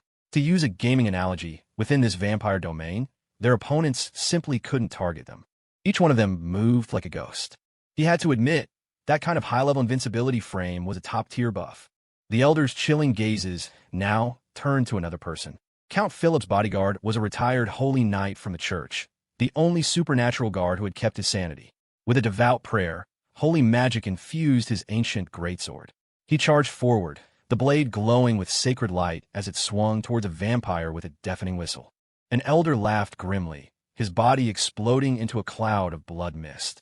The next second, to the knight's astonishment, an ancient claw materialized from the mist behind his shoulder. With a pained scream, the knight's sword arm was torn from his body by a terrifying force, blood gushing like a fountain. He collapsed to his knees, clutching the stump of his arm. But just as the elder was about to finish him off, a deep blue magical glow suddenly erupted. Leo stepped in front of the knight, blocking the elder's killing blow with Sigil Shield. The skills awarded by the system were truly useful. Sigil Shield was a 6-circle spell. According to the system passed down by the Order of Magical Arcanists, being able to use a 6-circle spell made one a high-ranking, black-robed mage. In reality, the highest level spell he'd mastered from Gould's Book of Magic was only 3rd circle. So, technically he was a lopsided high defense, low offense, half-baked specialized high mage. The elder looked momentarily surprised, as if he hadn't expected to find another sane mage. He eyed Leo warily. At the same time, all the other elders turned their attention to them, because Leo and Evelyn had, without a moment's hesitation, sided with the humans. Leo, Headmaster Danton walked over, clapping him on the shoulder with a look of pleasant surprise. Knew you were still alive, kid. You truly are my junior colleague. Headmaster, please don't call me that. Leo looked at him. Despite the chaos, the 70-something Danton wasn't even out of breath, looking far more composed than the other disheveled guests. One of the guests eagerly approached. That's right. I just remembered. Master Danton, you're Gould's disciple. If your junior colleague is this powerful, your own magic must be even more formidable. At that, everyone seemed to find their anchor. They crowded around Headmaster Danton, hoping the powerful Grandmaster could protect them. Leo studied the Headmaster, trying to sense his magical aura. But he felt nothing. He didn't know if his own level was too low, or if it was for some other reason. Leo whispered, Headmaster, what's your level? You're not a grand archmage who's mastered 9th circle magic, are you? Danton smiled without speaking, radiating the air of a true master. Leo grew even more curious. Don't tell me you can even cast spells beyond the 9th circle? Danton glanced around, then leaned in conspiratorially. Actually, I can't use magic. Leo stared at him, his first reaction being that it was a joke. Danton's smile was a bit awkward. It's true. Leo was speechless. But you're Gould's first disciple and the headmaster of the Magitech Academy. I'm the headmaster of the Magitech Academy, not the Magic Academy, Danton said with a helpless smile. In any case, I really have no talent for magic. I didn't follow my teacher to learn spells. To be honest, I'm just a craftsman. You really don't know any at all? Leo's eyes widened. Danton rubbed his balding head, his smile growing more sheepish. Well, not completely none. I know a little bit of crystal magic, and a few 0-circle spells, the kind of little tricks apprentice mages use. So, my dear junior colleague, when the fighting starts, you'll have to protect your headmaster, all right? Leo pressed his forehead. He glanced at the human guests behind them, who still thought they'd found their savior, and decided it was better not to break the bad news. But unexpectedly, Danton's expression suddenly turned serious. He leaned close to Leo's ear and whispered a strange sentence. When the chaos breaks out, keep an eye on me. Cover me. Leo frowned at him. But Danton just smiled again without another word, like a Riddler refusing to explain. Leo looked around the vast, sealed castle thoughtfully. He remembered Danton had been involved in its renovation. As Leo and Danton spoke in low voices, the blood mist surrounding the human guests swirled again, and blood shadows materialized, encircling them all. Leo stared at the elders. At this point, they had complete control of the hall, and their numbers were astonishingly large. Count Philip's voice was laced with suppressed fury. You vampires of the Abraham family, do you have any idea what you're doing? You dare to openly rebel. How has the Empire treated you all these years? Were the honor and wealth not enough? You fools, do you not fear His Majesty's wrath leveling this pathetic little castle? The elder Mez appeared in the center of the crowd in a flash. She glanced at the human noble. Rebel? We wouldn't dare claim such a title. As you can all see, our patriarch is dead. The church members who murdered him are hiding among you. The Abraham family has been extremely restrained. Now, all you need to do is follow me to a certain place. Once your innocence is cleared, you'll be free to leave. You expect us to believe that, you blood-sucking freak. You're the ones who killed the Duke. Who knows where you plan to take us? You've already killed our guards. It was not us who killed the Duke, Mez said with a smile. I've said what needed to be said. It's not my problem if you don't believe me. After she spoke, a wave of outrage rippled through the crowd. Leo watched Mez. Things had progressed this far. Any fool could see there was a conspiracy, yet she still said it. He glanced at the younger vampires and the ones from Cain. Her words seemed to be for their ears. After all, no one wanted to bear the crime of killing the patriarch. Whether anyone believed it was another matter entirely. And the place they wanted to take the guess was 100% a pre-prepared ritual altar. Leo had seen one before on the roof of Evelyn's family home. Amidst the furious shouts, an elder laughed grimly. "Mez, why are you still talking so much? You're starting to sound as long-winded as that boy Victor." The blood mist surged. His withered claw appeared behind Count Philip, lifting him into the air. The hall erupted into chaos again. An elder materialized behind every human guest. Without their supernatural guards, it was a complete rout. Only Leo and Evelyn were still fighting back. Leo saw a blood shadow form behind Danton and immediately deployed a sigil shield to knock it back. The shadow let out a muffled grunt as it was thrown through the air. Taking advantage of the chaos, Leo and Evelyn escorted Danton, trying to break through in one direction. Fortunately, his six-circle shield was as tough as a turtle shell. With Evelyn and her blood scythe guarding by his side, striking swiftly and retreating behind the shield when outmatched, their seamless coordination left the three elders attacking them completely stumped, snarling in frustration. "Headmaster." Leo felt his magic draining rapidly and urgently asked, "Stop with the riddles. What's your plan? Where am I taking you?" "To the basement. Get me to the basement." Danton watched his surroundings anxiously. "Don't worry about them. They won't die. Take me to the main control room for the castle's mechanisms. Trust me." "Got it." As they spoke with Danton, more and more elders closed in on Leo, their attacks growing fiercer. Leo was starting to buckle. He felt the sigil shield begin to crack and quickly pulled a handful of magic-restoring orbs from his pocket. Tilly had given him a ton, but it looked like he was going to burn through them all this time. Just then, Mez noticed them. She stared at the fiercely fighting Evelyn, her eyes narrowing with amusement. In the next instant, her figure appeared, blocking their path. Evelyn's blood scythe swung viciously towards her. With a dull thud, the clash of blood magic instantly dissipated Evelyn's scythe. She stumbled back to Leo's side. The old vampire before them was on a completely different level, and she hadn't even been trying. Mez stared at the magic shield, not attacking immediately, but advancing slowly. "Evelyn, you choose to side with the humans?" Evelyn stared back at her, her face a blank mask. "Oh." Mez nodded. "So you're prepared to betray the family?" "Betray the family?" Evelyn sneered. "Aren't you the ones betraying the family?" "Which family?" Mez countered. "The 7 great clans of the vampire royal city. The true Abraham family? Or the Abraham family that serves as the empire's dogs, loyal to a human emperor? So you've been dissatisfied with my father for a long time." Evelyn's eyes turned grim. "And to think when I was little, I thought you all just like sleeping underground, uninvolved with the world. It was all an act." "Wrong." Mez scoffed. "We weren't just dissatisfied with Victor, but with his uncle too. To think there could be vampires so loyal to humans. It's laughable. Without the efforts of 2 generations of patriarchs, the Abraham family would have fallen into ruin long ago." Evelyn retorted. She glanced around, her gaze sweeping over the younger vampires who had not joined the fight. "And what have you done?" Her eyes snapped back to Mez, her voice rising in scorn. "You accomplished nothing in the city of Cain, but the moment you saw the disowned second son establish himself in the empire, you couldn't wait to cozy up to him. Besides your seniority, what right do you have to represent the Abraham family?" Mez's expression turned furious. "Enough. Vampires are vampires. Humans are humans. Whose side are you on?" She advanced, radiating a terrifying aura. Evelyn stood her ground fearlessly. "What's even more laughable is that you colluded with the church to murder the patriarch.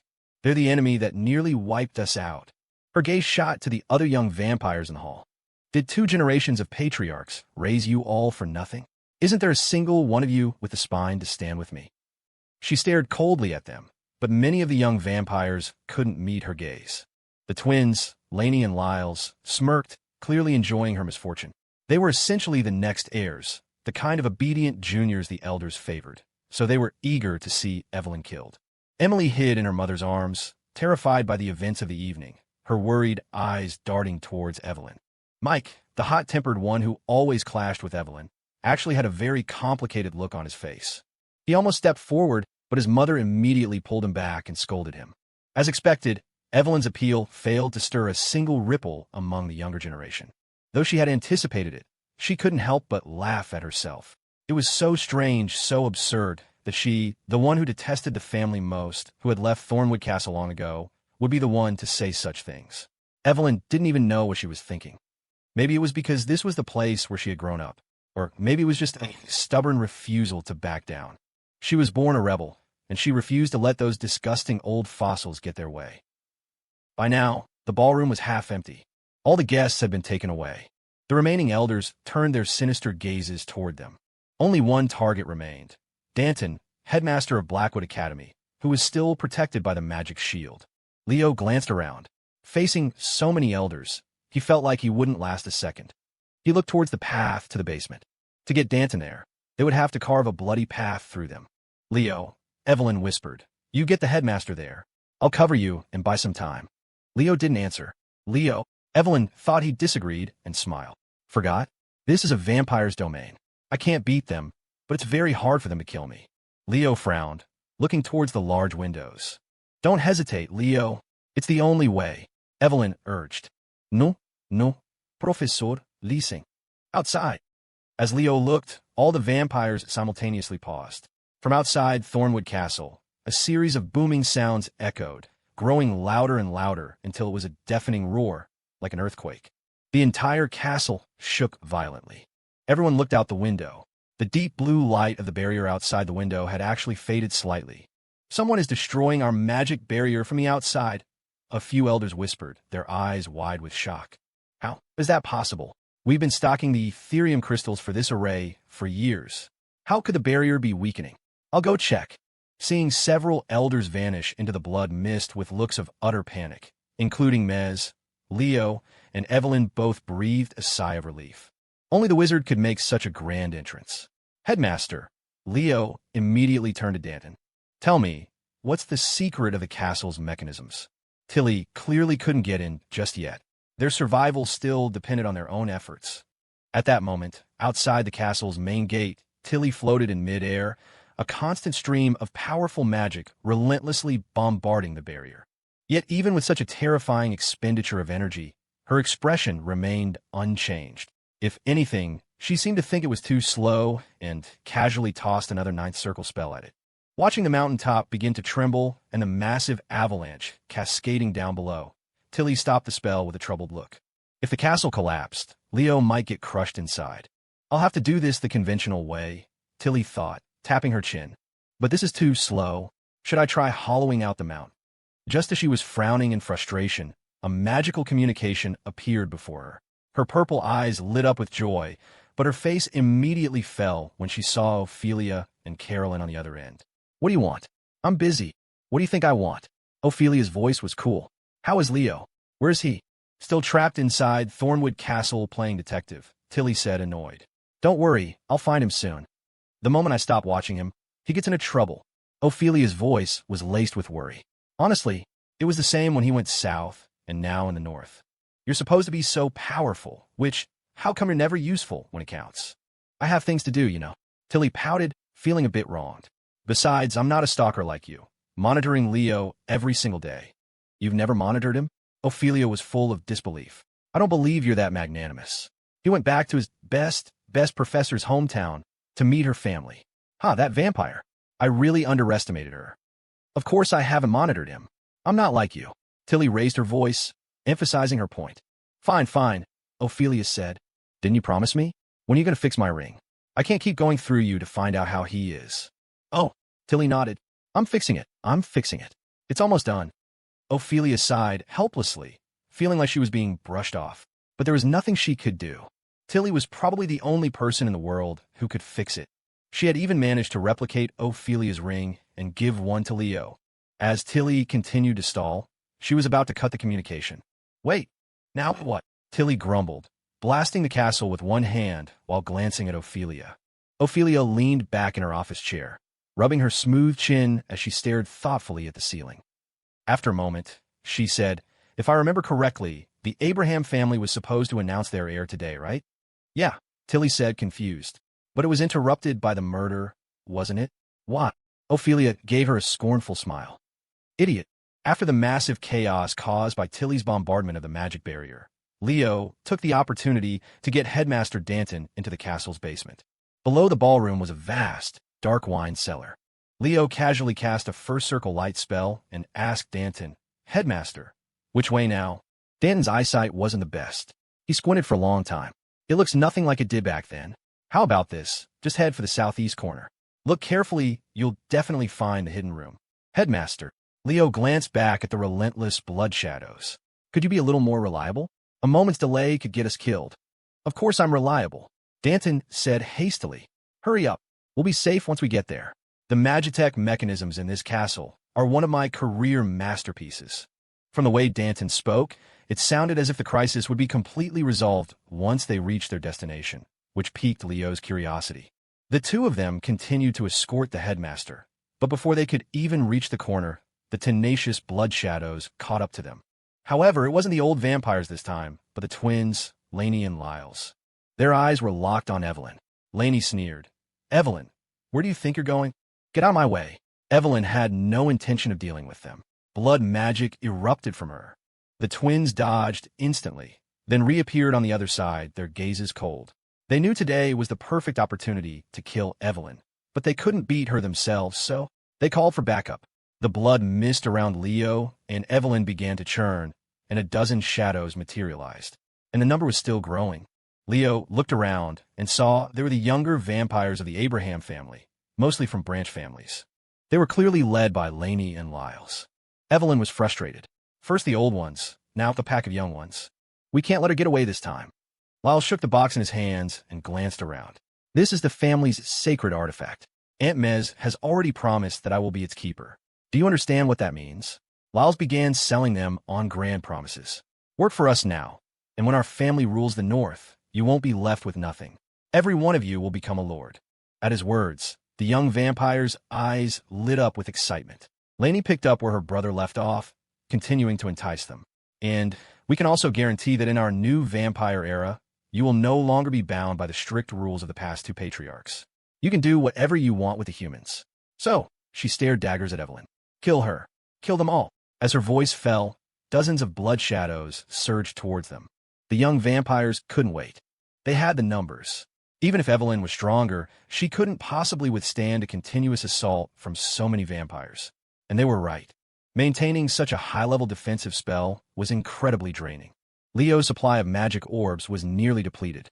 Evelyn was also in bad shape. After consecutive battles with both the elders and the younger generation, her high-intensity use of blood magic had visibly slowed her down. She stopped casting a storm of blood thorns and switched to a close combat style with her scythe. Lainey watched Evelyn get bogged down in the siege, her form growing more and more ragged, and a triumphant smile spread across her face. Evelyn was finished. She had been waiting for this day for a long, long time. However, the smile didn't last long. At the center of the chaos, a bizarre, indescribable writhing suddenly appeared, followed by a furious roar. "Don't you dare bully my brother!" 5 or 6 young vampires were impaled by sharp tentacles that struck from point-blank range. It happened so suddenly that even with their ability to merge into the mist, they couldn't react in time. Their chests were pierced by black tentacles, which then thickened and wrapped around them, slamming them violently into the ground from high above. With a sickening crunch, the sound of shattering bones echoed through the cellar. The other vampires recoiled as if they had seen something terrifying, scattering in panic. What? What is that thing?" The girl who had been in Leo's arms was now contorting strangely. Her pink poofy dress suddenly swelled to several times its size, and a mass of bloated, writhing, slime-covered things burst forth. Tentacles. Tentacles everywhere. The black tentacles spread out like a swarm of giant pythons. Some vampires had their heads smashed in. Others were crushed in the coils, bones snapping like twigs. The cellar was filled with agonized screams. "Helena!" Leo was thrown back by a massive force. Helena's body had grown enormous, and she was rampaging uncontrollably through the wine cellar. Helena corruption level 60, corruption level 70. In the chaos of the escape and the fight, Leo had been unable to manage Helena's corruption level. The moment she opened her eyes and saw her brother being hunted by vampires under the influence of the Blood Moon domain, she had completely snapped. "Leo, your sister's going berserk again." Evelyn dodged the black tentacles, looking ragged. Just a moment ago, a thick black tentacle had whipped past her face. She'd nearly been sent flying. Seeing Helena like this, she backed away nervously, her trauma clearly triggered. Normally, she wasn't afraid of Helena, but this form was different. The battle at the old mansion. The memory of being instantly defeated by that immense power was still fresh in her mind. Headmaster, watch out. Leo quickly pulled Danton back. Helena had entered her Lovecraftian 1.0 state.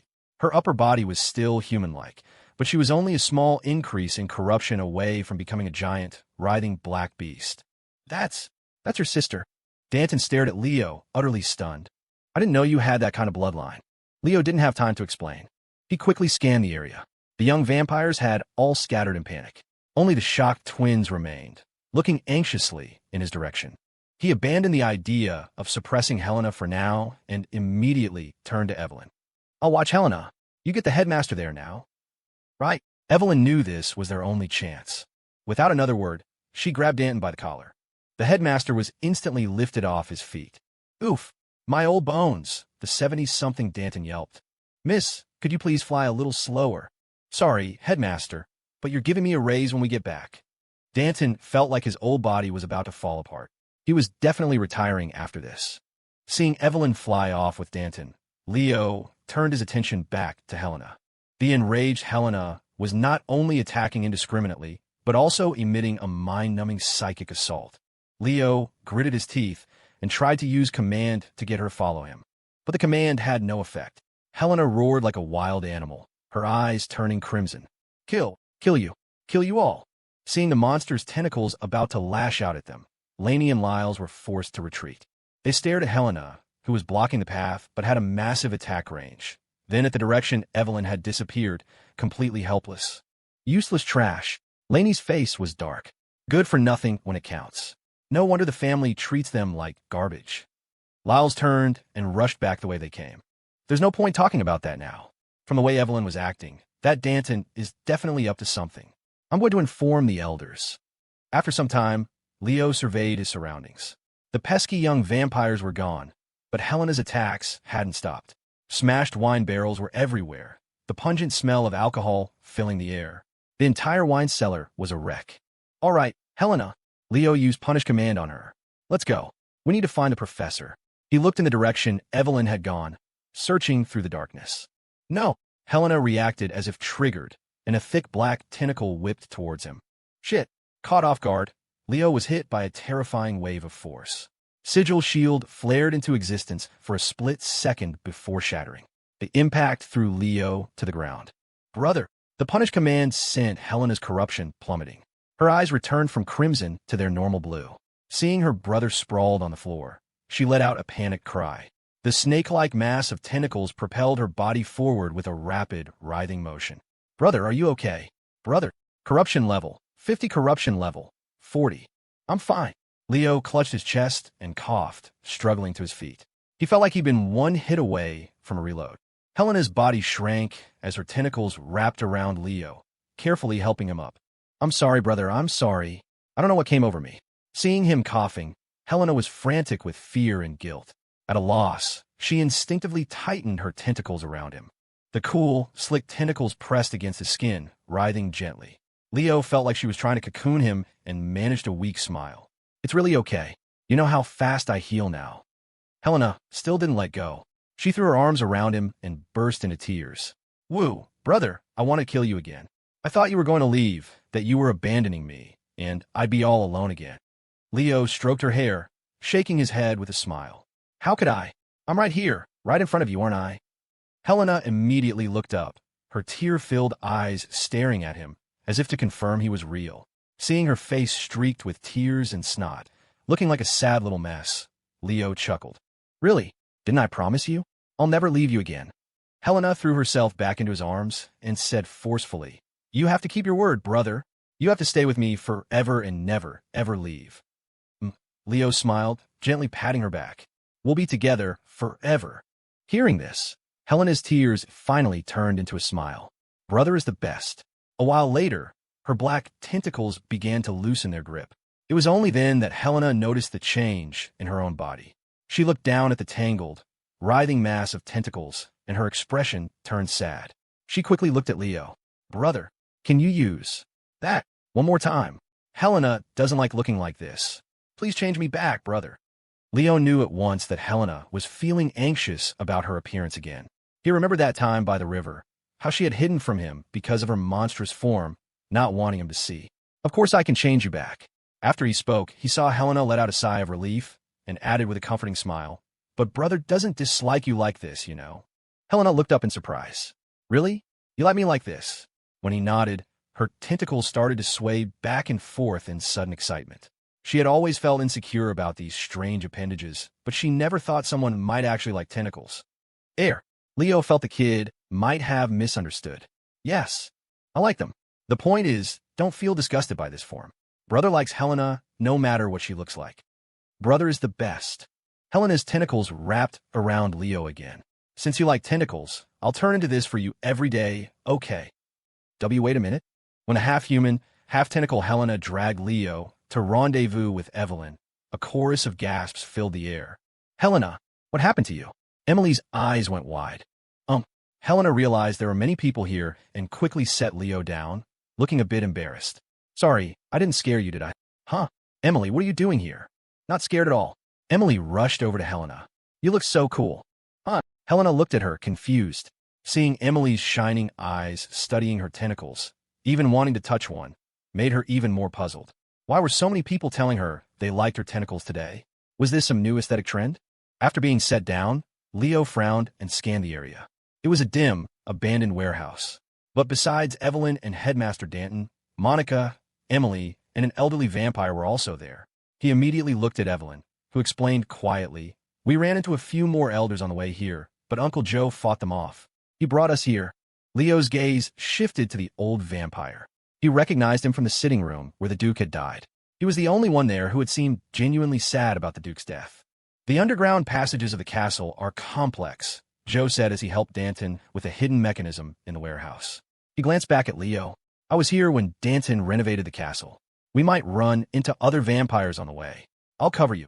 We'll help too. Emily, done admiring Helena's tentacles, went back to sticking to Monica like glue. It wasn't easy sneaking away from my mother. Pretty impressive, right? Monica gave Leo a slight nod, then smiled at Evelyn. You were right. Someone in the family had to stand up. My own power is limited, but I hope I can be of some help to you. I just said those things in the heat of the moment, Evelyn said, her opinion of Monica improving significantly. But it was brave of you to stand up. That's more than enough. Leo listened to their conversation, his eyes studying the young vampire carefully. She had always been in the background, following the twins and Mike. Though one of the 4 potential heirs, she was very low-key. This was the first time he'd truly spoken with her. But as he thought about it, the timing of Monica and the others' appearance here felt a little convenient. Chapter 270, after Headmaster Danton finally found the hidden mechanism, a series of mechanical clicks echoed through the warehouse, and Leo felt the ground beneath his feet tremble slightly. Then, to the astonishment of the youngsters, the entire floor of the room began to descend slowly. Leo looked up at the receding ceiling, then down into the bottomless darkness below. So it's an elevator, he thought. A magic elevator. What he found more interesting was how long it kept going down, as if there was no end. Headmaster, how deep does this thing go? Evelyn asked, amazed. Did you two dig into the heart of the mountain? Not that exaggerated. Danton shook his head. Seeing everyone's awe, he gave a mysterious smile. This is nothing. Wait until we get to the bottom. There's something even more interesting. Leo could read the pride on the headmaster's face. Indeed, designing such a massive Magitech installation could be called a career masterpiece. But at the same time, his suspicion about the Duke's motives for hiring Danton grew stronger. Headmaster, Leo quietly pulled Danton aside. I remember you said these facilities were built 10 years ago to protect the Abraham family from a potential catastrophe. That's right, Danton nodded. Around that time, His Majesty started cracking down on anomalies. The northern vampires were very nervous, even considering a return to the city of Cain. Why do you ask? Leo frowned, deep in thought. It felt more and more like this facility wasn't designed to defend against an external enemy, but against the old vampires within the family. He looked at Danton again with a suspicious glint in his eye. Though the headmaster had been through a lot, he was still remarkably calm. Thinking back, he'd been like this since the ballroom, even more composed than the 2 great nobles, as if he knew all along he would be fine. Headmaster, are you hiding something from me? Leo asked suddenly. Did you already know about what was going to happen today? Of course not. Danton looked at him baffled. If I'd known about today, I wouldn't have accepted that guy's invitation for anything. He rubbed his aching old bones. This whole ordeal has nearly killed me. If I make it back alive, I'm definitely applying for retirement this year. Oh, Leo studied him closely, feeling his expression didn't seem feigned. Of course, he couldn't rule out the possibility that the old fox was a superb actor. Pushing the thought aside, Leo asked another question. Did the Duke tell you anything in secret before he died? Because it doesn't feel like a coincidence that you, the person who knows the castle's mechanisms best, are here. Well, Danton thought for a moment, then shook his head. Before today's banquet, we only met once. He warned me not to go out at night, that it might be dangerous. Evelyn quietly leaned in. He said the same thing to us. If that's the case, Leo suddenly saw a new possibility. The Duke knew he was going to die, so he set up a contingency plan. He hoped you, headmaster, could protect the human guests and help them escape. He continued to think, excluding himself and the unexpected arrival of the wizard from the equation. The trajectory of this plot was becoming quite clear. Most of the Abraham elders were from the main family in the city of Cain. Rather than being loyal to a human kingdom, they were more inclined towards the vampire-only royal city.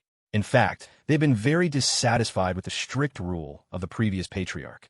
But General Abraham had been fiercely loyal to Antiochus. From all descriptions, they were as close as brothers.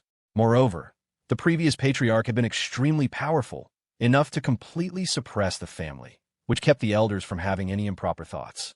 But this generation's patriarch was not as formidable. The Duke hadn't reached the level of a vampire prince and could only live for 1,000 years. The elders had probably been waiting impatiently for a long time, eager to depose that boy. My father's seniority might be lower, but he's from the same generation as Antiochus. Evelyn said quietly, perhaps. My father cared deeply about the foundation he and his uncle built. He didn't want to collude with the sea and betray the empire. For a vampire to do that is truly unimaginable, Headmaster Danton said with a smile. I, for one, think there's another explanation. They both looked at him. Danton's smile was tinged with pride. When I was renovating the castle for him, I could tell. He was amazed by our great magitech industry.